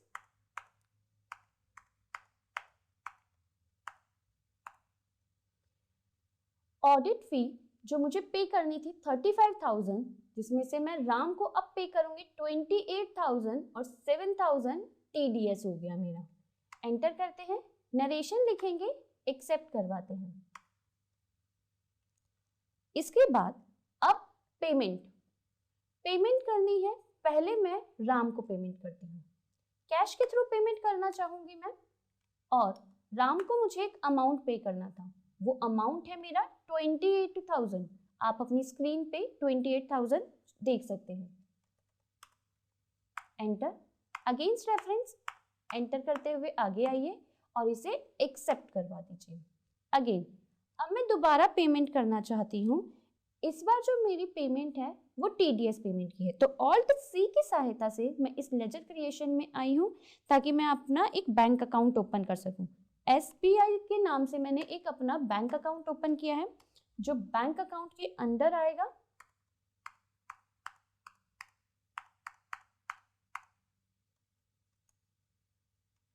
TDS on audit fee against reference, enter की सहायता से आप इसे फुल कीजिए, एक्सेप्ट कीजिए इसे, प्रोवाइड डिटेल्स यस करेंगे आप। अब आप यहाँ पर देख सकते हैं कि आपने कब से कब तक का दिया है, फ्रॉम कब से शुरू है और डेट कब तक हुआ है, एंटर कीजिए। अगर आपने कोई चेक से दिया है तो आप चेक नंबर दे सकते हैं, बैंक का नाम दे सकते हैं, क्योंकि मेरा बैंक का नाम SBI था तो मैंने बैंक का नाम दिया है, अकाउंट नंबर, आपका बैंक ब्रांच नंबर, सारे आप चालान नंबर, चालान डेट, इस तरीके से पूरा फिल कर कर एक्सेप्ट करवा सकते हैं एंटर की सहायता से। स्केप की सहायता से अब आप बाहर आइए, रिपोर्ट्स के अंदर डिस्प्ले रिपोर्ट्स, TDS रिपोर्ट्स। अब आप यहाँ देख सकते हैं अपनी स्क्रीन पे कि टोटल पेमेंट कितनी है मेरी 7000 की थी जो मैं पे कर चुकी हूँ और बैलेंस मेरे पास कुछ भी नहीं है। Hello everyone, welcome to today's session. आज इस सेशन में हम सर्विस टैक्स के बारे में पढ़ेंगे। Services, day to day routine में हम बहुत सारी सर्विसेज भी लेते हैं, तो क्या आपने कभी नोटिस किया है कि कोई भी सर्विसेज लेते या देते वक्त हम उस पर कुछ टैक्स पे करते हैं, जिसकी एंट्री को करना बहुत ज़रूरी होता है एक बिजनेस में। इस सर्विस टैक्स के लिए हमें क्या करना है? सबसे पहले आप देख सकते हैं सर्विस टैक्स की मैंने कंपनी क्रिएट कर रखी है। आप उस कंपनी में जाके आप देख सकते हैं अपनी स्क्रीन पे मैंने सर्विस टैक्स के नाम से एक कंपनी क्रिएट करके रखी है। आपको सबसे पहले F11 फीचर्स इसको ऑन करना है। इस पे आपको टैक्सेशन की इंफॉर्मेशन को ओपन करना होगा। कंपनी ओपन कीजिए अपनी, यहाँ सर्विस टैक्स को आपको यस करना है। Set alter service tax detail yes. Service tax registration number, आप यहाँ पर एक रजिस्ट्रेशन नंबर फिल करेंगे, एंटर। डेट ऑफ रजिस्ट्रेशन, किस डेट पे आपने रजिस्ट्रेशन करवाया है, आपकी कंपनी किस टाइप की है, मेरी कंपनी इंडिविजुअल प्रॉपर्टी में लेती है। Enable service tax round off yes करते हैं। असेस कोड, प्रीमिसेस कोड, उसके बाद आपका आता है लार्ज टैक्स पेयर। आप अगर अपनी कंपनी में सर्विस टैक्स बहुत ज़्यादा पे करते हैं तो आप इसे यस करेंगे। मैं यहाँ अपनी कंपनी के लिए नो रख रही हूँ। रेंज, डिवीजन और ये सारी डिटेल्स आपको सर्विस टैक्स डिपार्टमेंट से ही प्राप्त हो सकती है। एंटर की सहायता से हम इसे एक्सेप्ट करवाएंगे। स्केप की सहायता से आप बाहर आते हैं।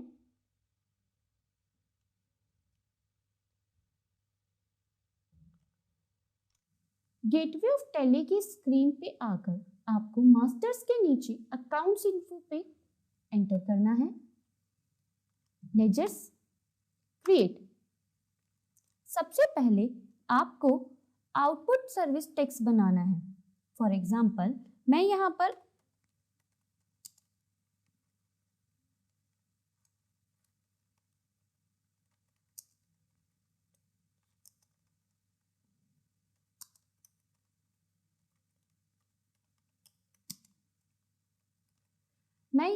Output service tax on telephone bill बनाती हूँ। ये ड्यूटी एंड टैक्सेस पे जाता है। क्योंकि यहाँ पर मैं टैक्स की बात करती हूँ तो मैं पहले भी आपको बता चुकी हूँ कि टैली के अंदर जितने भी टैक्स होते हैं वो ड्यूटी एंड टैक्सेस के अंदर जाते हैं। सर्विस टैक्स को ऑन लीजिए आप। टैक्स हेड, अगर आप एजुकेशन, सेकेंडरी या सर्विस टैक्स को चूज करते हैं तो इनमें से कोई एक आता है। अदरवाइज अगर आप एनी को चूज करते हैं तो ये तीनों आते हैं। तो मैं यहाँ पर एनी चूज करती हूँ। एक्सेप्ट करवाते हैं। नेक्स्ट लेजर बना रही हूं मैं टेलीफोन सर्विस का।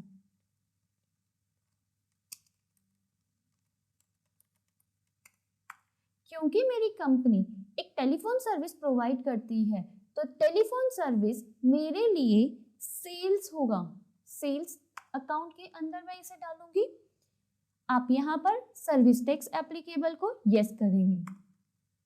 आपके लिए आपकी कंपनी जो सर्विस प्रोवाइड करती है वो किसके अंदर आती है? मेरे लिए मेरी कंपनी टेलीफोन सर्विस के अंदर आएगी। मैं इसे यस करवाती हूँ। इसके बाद आप telephone service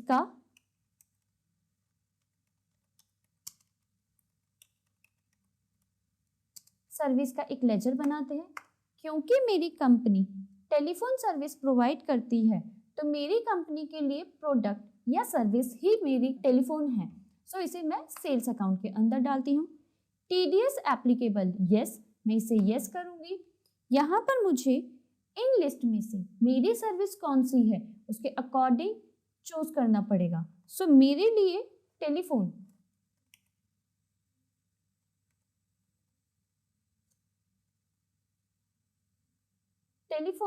service, this one enter करते हैं, सेलेक्ट करते हैं। स्केप की सहायता से बाहर आएंगे, अकाउंटिंग वाउचर में जाते हैं। अकाउंटिंग वाउचर में सबसे पहले F8 मुझे मेरा प्रोडक्ट सेल करना है। कोई भी एक पर्सन, आप जिस भी पार्टी को अपनी टेलीफोन सर्विसेज प्रोवाइड करते हैं वो आपका सन्ड्री क्रेडिटर होता है। तो ऑल्ट सी की सहायता से आप उस सन्ड्री क्रेडिटर का यहाँ पे लेजर बना सकते हैं। राम एक सन्ड्री क्रेडिटर है मेरे लिए जिसका मैं अकाउंट मेंटेन करना चाहती हूँ। मेंटेन बिल वाइज डिटेल्स, आप इसे यस कीजिएगा। अब यहाँ पर सर्विस टैक्स प्रोवाइडर, यस। यहाँ पर सेटल्टर को नो रहने दीजिए, एंटर कीजिए, accept.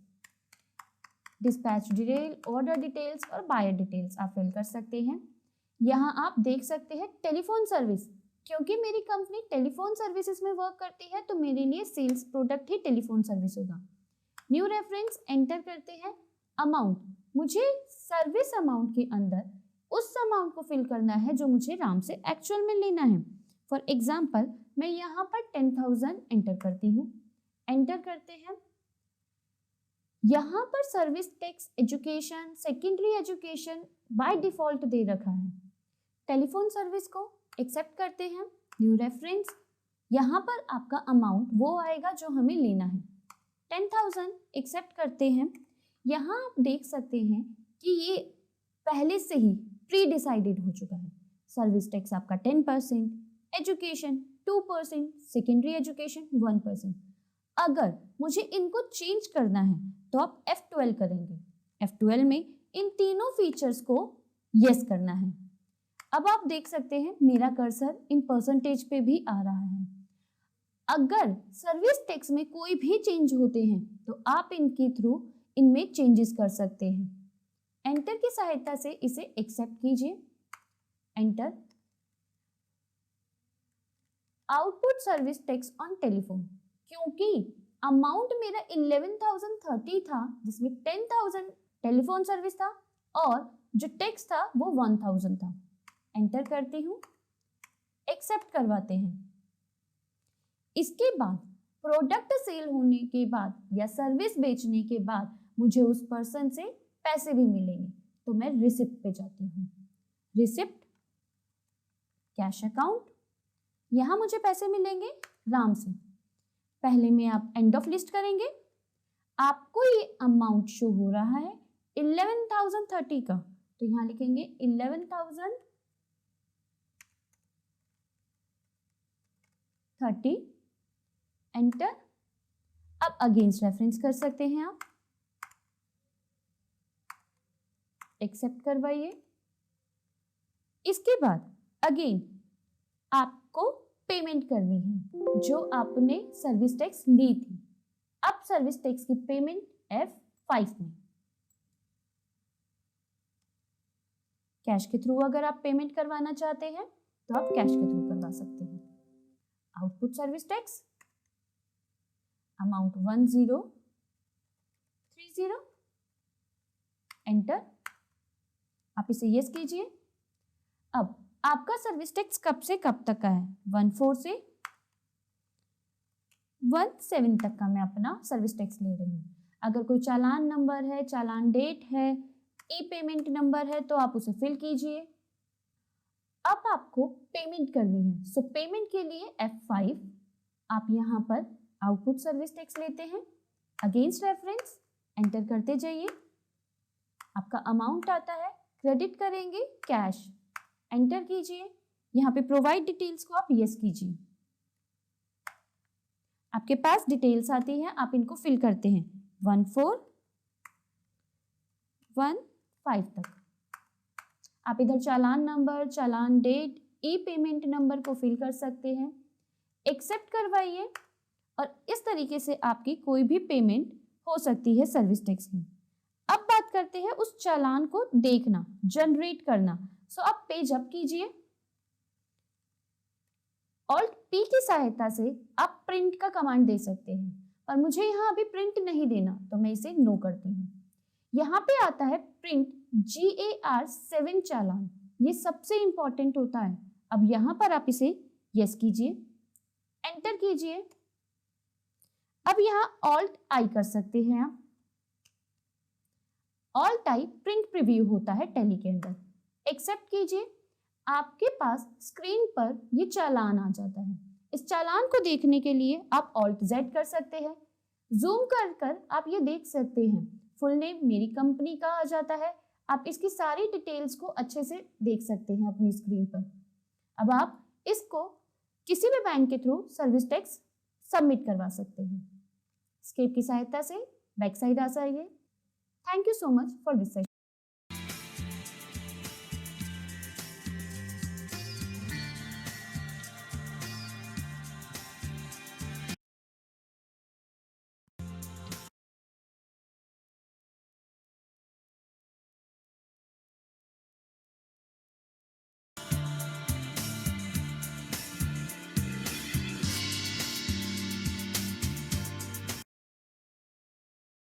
Hello everyone, welcome to this session. इस सेशन में हम डिफरेंट टॉपिक कवर करेंगे, जैसे concept and provision of PF, provident fund and ESI, payroll processing through Tally payroll. So start करते हैं एम्प्लॉय की डेफिनेशन से। एम्प्लॉय प्रोविडेंट फंड स्कीम 1952 के अनुसार एक एम्प्लॉय वह व्यक्ति होता है जो किसी मजदूरी को प्राप्त करने के लिए किसी प्रकार का कार्य करता हो। अब बात करते हैं एम्प्लॉय प्रोविडेंट फंड की मेंबरशिप की। सो जिस दिन से एम्प्लॉय प्रोविडेंट फंड स्कीम 1952 लागू हुआ, तब से हर वो वर्कर, चाहे वो डेली वेजेस में काम करता हो, चाहे वो कॉन्ट्रैक्ट वर्कर के अंदर काम करता हो, या फिर किसी भी तरह का पार्ट टाइम वर्क करता हो, वो इस स्कीम का एक हिस्सा हो गया। सो अब हम वेजेस की बात करते हैं। तो बेसिक वेजेस होता क्या है? हर वो रेम्युनरेशन जो एक एम्प्लॉय अर्न करता है, चाहे वो काम कर रहे हो या फिर हॉलीडे पर हो, उसे हम बेसिक वेजेस कहते हैं। इसके हर कैलकुलेशन एक बेसिक टर्म ऑफ कॉन्ट्रैक्ट में की जाती है, जो कि एम्प्लॉय या फिर एम्प्लॉयर के द्वारा साइन की जाती है, और ये ट्रांजैक्शंस कैश या फिर डायरेक्टली अकाउंट में की जाती है, जिस कारण cash value of food concession EDF को कंट्रीब्यूशन में इंक्लूड नहीं किया जाता है। ऐसे ही डियरनेस अलाउंसेस और प्रेजेंट्स जो एम्प्लॉय द्वारा दिए जाते हैं, वो भी कैलकुलेशन में इंक्लूड नहीं होता है। द वर्ड पे एक बेसिक वर्ड है जो हमारे basic wages combined with retained allowances, dearness allowances और cash worth of food concession को signify करता है। आइए अब बात करते हैं एम्प्लॉय प्रोविडेंट फंड स्कीम के कवर्ड एरियाज की। एम्प्लॉय प्रोविडेंट फंड स्कीम 1952 के अंतर्गत बहुत से पॉइंट को कवर किया गया है, जैसे कि retirement, family obligations, medical care, education of children etcetera. आइए अब जानते हैं कुछ एम्प्लॉय प्रोविडेंट फंड की स्कीम के बेनिफिट्स के बारे में। 55 ईयर्स के रिटायरमेंट के बाद एक EPF के मेंबर अपने पूरे पैसे को अपने अकाउंट से क्रेडिट कर सकता है, लेकिन ये पूरे पैसे और भी तरीके से कलेक्ट किए जा सकते हैं, जैसे कि 55 ईयर्स की एज से पहले ही अगर उनका सर्विस टर्मिनेटेड हो जाता है तब, अगर वो अपने जॉब को माइग्रेट कर लेते हैं या फिर अपने जॉब को आउटसाइड इंडिया शिफ्ट कर लेते हैं तब। अगर वो फिजिकली और मेंटली डिसेबल हो जाते हैं तब। अगर वहाँ इंडिविजुअल या फिर मास रिटायरमेंट हो तब। एक विड्रॉल एप्लीकेशन के बाद इन केस के दौरान एक मेंबर को प्रोविडेंट फंड 2 मंथ के बाद मिलता है। अगर एक कवर्ड ऑर्गेनाइजेशन के मेंबर को दूसरी ऑर्गेनाइजेशन में ट्रांसफ़र कर दिया जाता है जो एक एम्प्लॉयज़ प्रोविडेंट फंड स्कीम 1952 के मेंबर ना हो तब। अगर एक मेंबर को ड्यूटी से हटा दिया जाता है या फिर उसे retirement compensation as per industrial dispute act 1947 provident की जाती है तब। अब बारी है एम्प्लॉय प्रोविडेंट स्कीम के विड्रॉल केसेस की। कोई भी मेंबर अपने अकाउंट से मैक्सिमम 90% तक अमाउंट क्रेडिट करा सकता है। ये तभी हो सकता है जब कोई भी प्रेजेंट मेंबर 54 ईयर्स के हो या फिर रिटायरमेंट से सिर्फ 1 साल दूर हो। विड्रॉल के लिए एप्लीकेशंस को रिस्पेक्टिव प्रोविडेंट फंड ऑफिस में फॉर्म 19 सबमिट करना होता है। अब लास्ट में एम्प्लॉय प्रोविडेंट फंड स्कीम कोई नॉमिनेशन और पेमेंट के बारे में डिस्कस करते हैं। इसके लिए मेंबर की डेथ होने पर उनका फुल अमाउंट उसके नॉमिनी को दे दिया जाता है। इस पर्पस के लिए फॉर्म 20 पीएफ ऑफिस को प्रोवाइड कराना पड़ता है। नॉमिनेशन फॉर्म 2 के द्वारा की जाती है जिसके तहत मेंबर के नाम पर्सन जिसके अकाउंट में सारा अमाउंट क्रेडिट किया जाता है। इस फॉर्म में फैमिली के डिटेल्स पुट किए जाते हैं जो कि फ्यूचर प्रोविडेंट फंड ऑफिस के द्वारा यूज़ किए जाते हैं। आइए अब हम प्रैक्टिकल सेशन पेरोल के थ्रू करेंगे। आज के सेशन में हम पेरोल पढ़ते हैं। पेरोल एक कंपनी में सबसे ज़्यादा इम्पॉर्टेंट होता है क्योंकि इसी में ही एक कंपनी की सारी सैलरी डिटेल्स को रिकॉर्ड किया जाता है। जैसे एक पर्सन को कितनी सैलरी देनी है, कितना कन्वेंस देना है, उसका ओवर टाइम क्या है, उसको एचआर के पैसे कितने देने हैं, ये सारी डिटेल्स मेंटेन करना पेरोल में ही होता है। और इसके साथ ही अटेंडेंस के लिए जितनी भी लिस्ट बनाई जाती है वो सारी पेरोल में ही बनाई जाती है। अटेंडेंस रिकॉर्ड को मेंटेन करना पेरोल में बहुत आसान भी होता है। टैली ERP 9 में हमें इन सब को मेंटेन करने के लिए पेरोल सीखना बहुत ज़रूरी है। तो आइए अब हम पेरोल शुरू करते हैं। आप देख सकते हैं अपनी स्क्रीन पे मैंने पेरोल नाम से एक ग्रुप बनाया हुआ है। कंपनी ग्रुप पेरोल ग्रुप है। आपको सबसे पहले F11 फीचर्स पे जाना है। अकाउंटिंग फीचर इसे स्टार्ट करना है। आप अपनी कंपनी को ओपन करते हैं, एंटर की सहायता से नीचे आते हैं और मेंटेन पेरोल इसको आप यस करते हैं। एंटर कीजिए। More than 1 payroll cost categories को यस कीजिए। एंटर की सहायता से आप नीचे आ सकते हैं।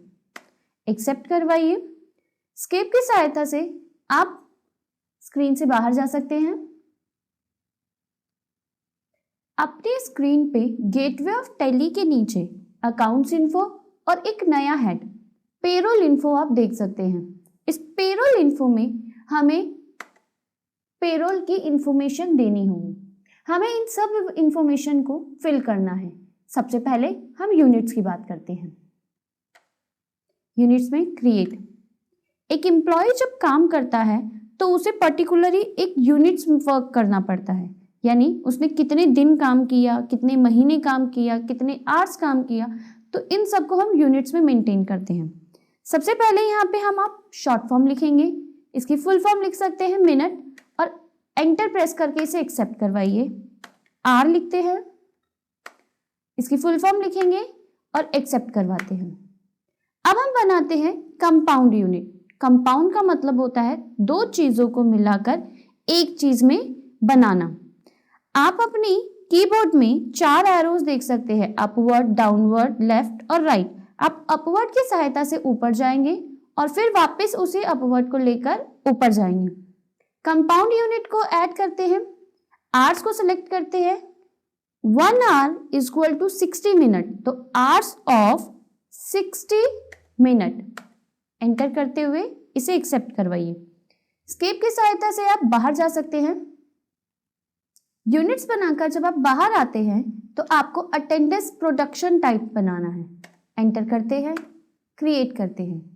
अटेंडेंस में सबसे पहले प्रेजेंट आपका प्राइमरी में आता है और प्रेजेंट अटेंडेंस लीव विथ पे में आता है। यानी जब आप प्रेजेंट होते हैं तब आपकी अटेंडेंस लगती है और आपको सैलरी मिलती है। उसके बाद आता है एब्सेंट। एब्सेंट का मतलब कि आपको कोई सैलरी नहीं मिलेगी। लीव विदाउट पे, आप छुट्टी पे है तो आपकी कोई सैलरी भी नहीं होगी। उसके बाद आपका आता है over time. Over time primary में जाता है और ओवर टाइम हमेशा प्रोडक्शन पे लगता है। प्रोडक्शन हमेशा अगर कोई पर्सन ओवर टाइम लगाता है तो इसका मतलब ये है कि वो या तो पूरे 1 आवर का लगा सकता है या फिर 1 hour 30 minutes, 1 hour 40 minutes, 1 hour 50 minutes का लगा सकता है। सो हमें आवर्स ऑफ 60 मिनट लेना होगा। एंटर करते हुए आगे जाते हैं, यहां लगाते हैं सिक लीव। सिक लीव का मतलब होता है कि आप छुट्टी पे तो है बट आपको उसकी छुट्टी के पेमेंट मिलेगी। तो सिक लीव में लीव विथ पे, छुट्टी पे हो बट सैलरी आपको मिलेगी। एंटर की सहायता से एक्सेप्ट करवाइए। एस्केप की सहायता से आप बाहर आ सकते हैं। इसके बाद आपका आता है एम्प्लॉय ग्रुप। एम्प्लॉय ग्रुप में प्राइमरी कॉस्ट कैटेगरी, आपके यहां पर आपके ऑफिस में कितने डिपार्टमेंट्स वर्क करते हैं। सबसे पहले अकाउंट डिपार्टमेंट वर्क करता है। परचेज डिपार्टमेंट वर्क करता है और सेल्स डिपार्टमेंट वर्क करता है। मैंने यहां 3 डिपार्टमेंट्स बनाए हैं अपने। इसके बाद आता है आपका पे हेड। पे हेड क्रिएट करते वक्त हमें बहुत ही सावधानी से काम करना होता है। पे हेड होता है कि आप अपनी कंपनी के एम्प्लॉयज को क्या क्या प्रोवाइड करते हैं। सबसे पहले बेसिक सैलरी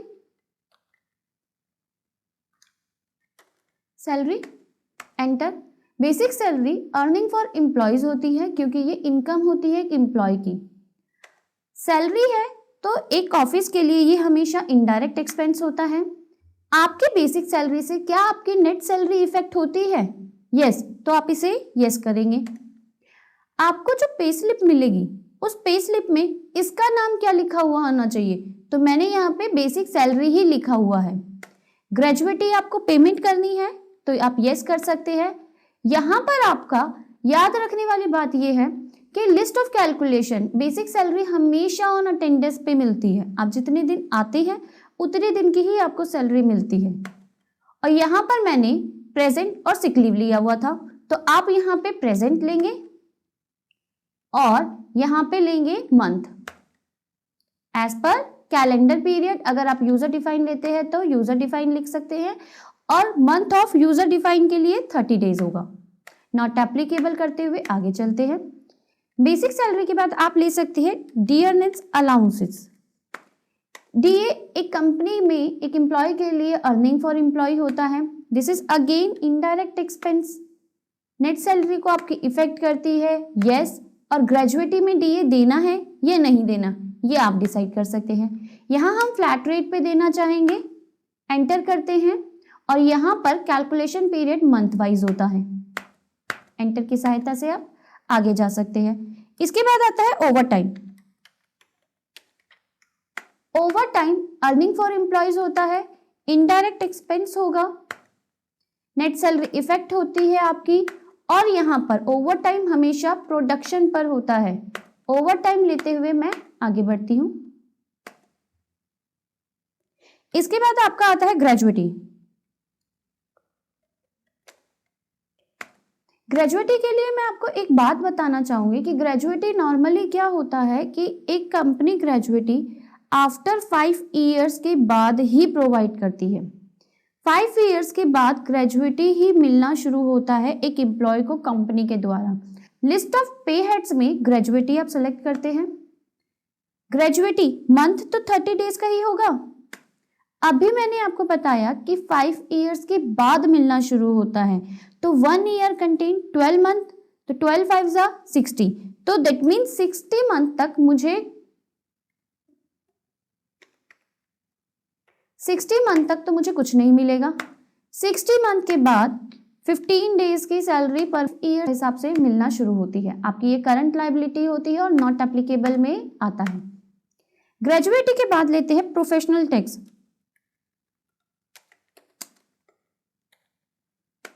प्रोफेशनल टैक्स जो होता है वो डिडक्शन में आता है। आप एंटर करते हैं, क्योंकि ये टैक्स है तो ये ड्यूटी एंड टैक्सेस में आता है। एंटर करते हुए आगे जाइए, एंटर। यहाँ पर आपका ऑन करंट सब टोटल में आता है।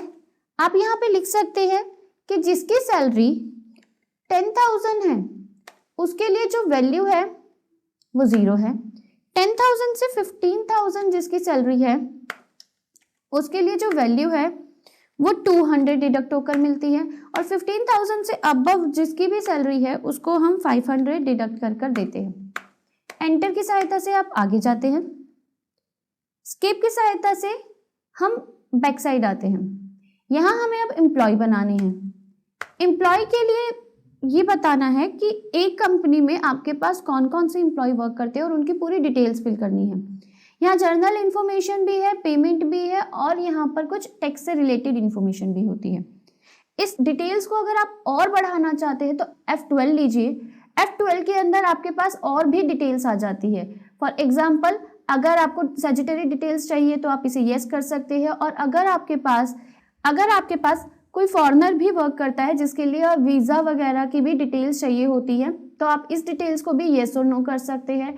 कॉन्टैक्ट डिटेल्स को शो करने के लिए भी आप यहाँ पे येस नो कर सकते हैं। मैं यहाँ पे आपको सिर्फ कॉन्टैक्ट डिटेल्स को येस कर दिखाती हूँ, तो आप देख सकते हैं यहाँ पे मेरी कॉन्टैक्ट डिटेल की जो लिस्ट है वो और आ जाती है। एक्सेप्ट करते हैं। यहाँ पे मैं लेती हूँ mister A. Mister A account department में वर्क करता है। इनकी डेट ऑफ ज्वाइनिंग 1 अप्रैल है। एक कंपनी में हर एम्प्लॉय को एक नंबर दिया जाता है जिसे हम एम्प्लॉय नंबर कहते हैं। मिस्टर ए अकाउंट्स डिपार्टमेंट में किस डेजिग्नेशन में वर्क करते हैं आपको ये फिल करना है। उनका फंक्शन क्या है आप ये फिल करते हैं। लोकेशन मान लेते हैं दिल्ली है, मैंने दिल्ली लिख दिया। जेंडर मेल लेते हैं।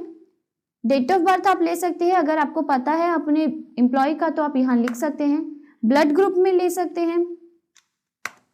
इनके फादर मदर का नाम, इनके स्पाउस का नाम, इनका address, contact number, email ID, इस तरीके से आप इनका कुछ फिल कर सकते हैं। जैसे मान लीजिए मैं यहाँ इनका कॉन्टेक्ट डिटेल फिल करती हूँ, ईमेल आईडी। अब पेमेंट डिटेल्स की मैं बात करती हूँ तो यहाँ पेमेंट डिटेल मिस्टर ए की सैलरी किस बैंक में जाएगी, यहाँ मैं SBI लिखती हूँ। SBI के कौन से ब्रांच में जाएगी आपको यहाँ पे लिखना है। बैंक अकाउंट नंबर लिखना है। इस तरीके से इसे पूरा फिल करेंगे। इनका pan card number, PF number, ESI number लिखेंगे। वर्क परमिट नंबर लिखते हैं, कॉन्ट्रैक्ट स्टार्ट डेट लिखते हैं और एक्सपायरी डेट लिखते हैं कि यहाँ पे टोटल कॉन्ट्रैक्ट किस चीज का है वो लिखना है।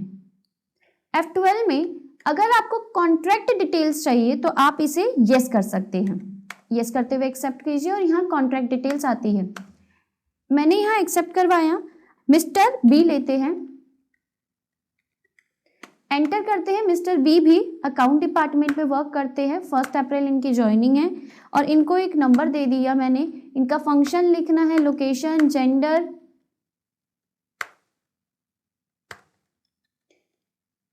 इनका जेंडर लिखना है, date of birth, blood group आप लिख सकते हैं यहाँ पर, father name, mother name, spouse name, contact number मैं यहाँ पर एक रेंडमली फिल करती हूँ। यहाँ पे ईमेल आईडी दे सकते हैं, बैंक नेम, ब्रांच नेम, ये मैं आपके साथ डिस्कस कर चुकी हूँ। यहाँ कॉन्ट्रैक्ट, अगर कोई कॉन्ट्रैक्ट साइन किया हुआ है तो कब साइन किया हुआ था उनका नंबर लिखना है, कब से स्टार्ट है, कब तक होगा, ये सारी डिटेल्स यहाँ फिल होगी। अगेन ये परचेज डिपार्टमेंट के हैं। सारी डिटेल्स आप फिल करते हैं यहाँ पे।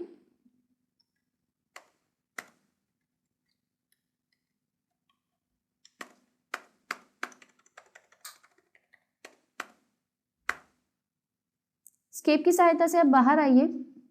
अब यहाँ पर आती है सैलरी डिटेल्स। इस सैलरी डिटेल्स में आपको क्रिएट करना है। आपको सबसे पहले मिस्टर ए का क्रिएट करना है। अब ये जो हमने बनाए थे पे हेड्स, इनमें से इन्हें क्या क्या मिलता है। फॉर एग्जाम्पल मिस्टर ए की जो बेसिक सैलरी है वो 10,000 है। एंटर। इनको जो डीए मिलता है वो उनको 1000 मिलता है। ग्रेजुएटी, ओवर टाइम जो है इनका पर आवर का 100 रुपीज देते हैं। और professional tax. End of list करते हुए आगे बढ़ते हैं। बी के लिए लेते हैं, इनको जो बेसिक सैलरी मिलती है वो मिलती है 15,000। डीए इनको मिलता है 700। ग्रेजुएटी, ओवर टाइम जो मिलता है इनका 150 है। और प्रोफेशनल टैक्स भी लगता है इनका। ऐसे ही मिस्टर सी का भरते हैं। बेसिक सैलरी इनकी 75 है।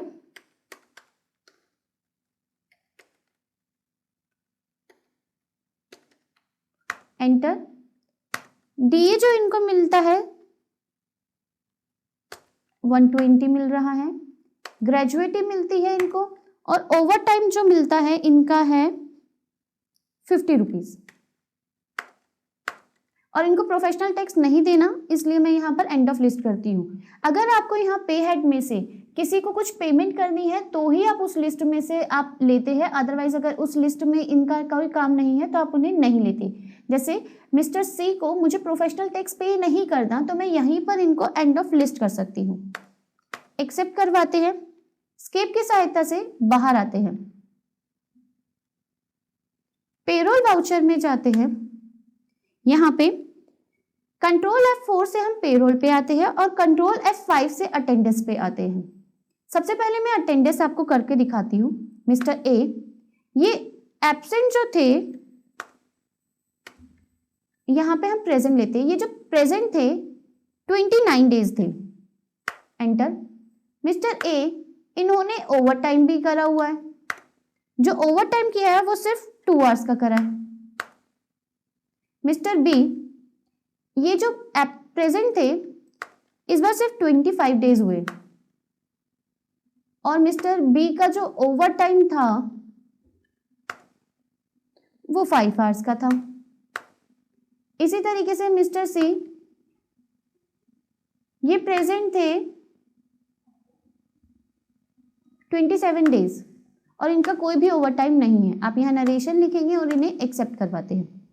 कंट्रोल F4 की सहायता से यहाँ आते हैं पेरोल वाउचर पे। आपको यहाँ कैश लेना है, यहाँ प्राइमरी कॉस्ट कैटेगरी लेनी, यहाँ कैश लेना है और ऑल्ट ए से ऑटोफिल होता है।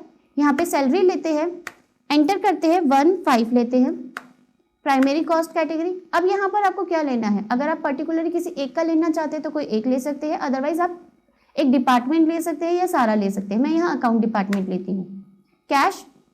और इस तरीके से आप देख रहे हैं कि आपके यहाँ पर स्क्रीन पे प्राइमरी कॉस्ट कैटेगरी में अकाउंट्स डिपार्टमेंट में सिर्फ मैंने 2 लिए थे, मिस्टर ए और मिस्टर बी, तो इनकी सैलरी आ गई है पूरी। यहाँ पर आप इसे एक्सेप्ट करवाते हैं और इस तरीके से हमारा पेरोल फिनिश होता है।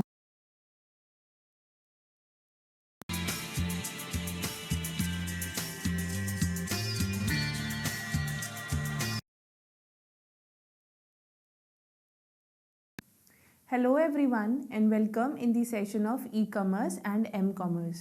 इस सेशन के डिस्कशन को शुरू करने से पहले हमारे लिए ये जानना ज़रूरी है कि ई-कॉमर्स और m-कॉमर्स होता क्या है। आइए हम इन दोनों कॉन्सेप्ट्स को एक डेफिनेशन के थ्रू समझेंगे। सबसे पहले बात करते हैं ई-कॉमर्स की। अगर हम ई-कॉमर्स को ध्यान से देखें तो ई-कॉमर्स अपने आप में 2 कॉन्सेप्ट हैं, ई और कॉमर्स।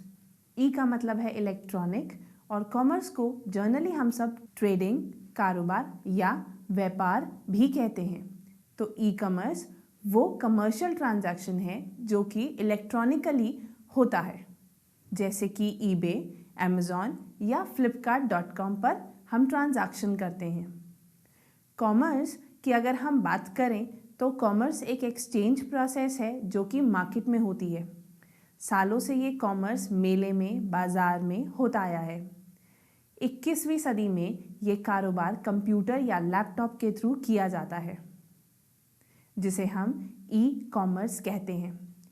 जैसे कि फ्लिपकार्ट या ईबे या ई कॉमर्स की किसी भी वेबसाइट पर कस्टमर प्रोडक्ट को ऑर्डर करता है, उसके बदले में वो क्रेडिट या डेबिट या कैश ऑन डिलीवरी से पेमेंट करता है। तो इस पूरे प्रोसेस को हम क्या कहेंगे? इसे हम एक्सचेंज प्रोसेस कहेंगे। Theoretical definition of exchange process ये है कि यह वो प्रोसेस है जिसमें हम वैल्यू के बदले में वैल्यू देते हैं। Exchange of value in terms of value. So complete definition of e commerce is the buying and selling of product and services by businesses and consumer through a electronic medium without using any paper documents. So ये एक exchange process है जो कि electronic medium के through होता है। आगे अब बात करते हैं दूसरे कॉन्सेप्ट के बारे में, जो है एम कॉमर्स। एम कॉमर्स वो कारोबार है जो मोबाइल पर होता है। एम कॉमर्स को हम मोबाइल कॉमर्स भी कहते हैं।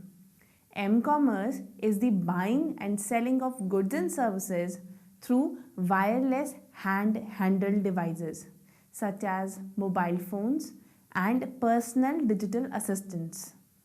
For example, Myntra, Flipkart have mobile apps for the better business opportunities. तो अब हम इन दोनों कॉन्सेप्ट्स को डिटेल में पढ़ेंगे। आजकल बिजनेस को चलाने के लिए ई कॉमर्स बहुत ही महत्वपूर्ण भूमिका निभाता है। यह एक रीसेंट डेवलपमेंट है।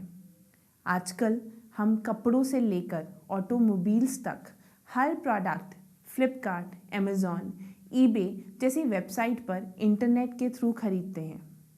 टेक्नोलॉजी और प्रोसेसेस दो ऐसी चीज़ें हैं जो कि ई कॉमर्स को टाइम टू टाइम इम्प्रूव करती आई हैं।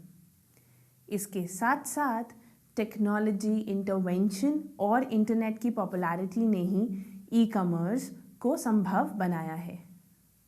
ई कॉमर्स को बिजनेस ट्रांजैक्शन फैसिलिटेट करने के लिए ही डेवलप किया गया था।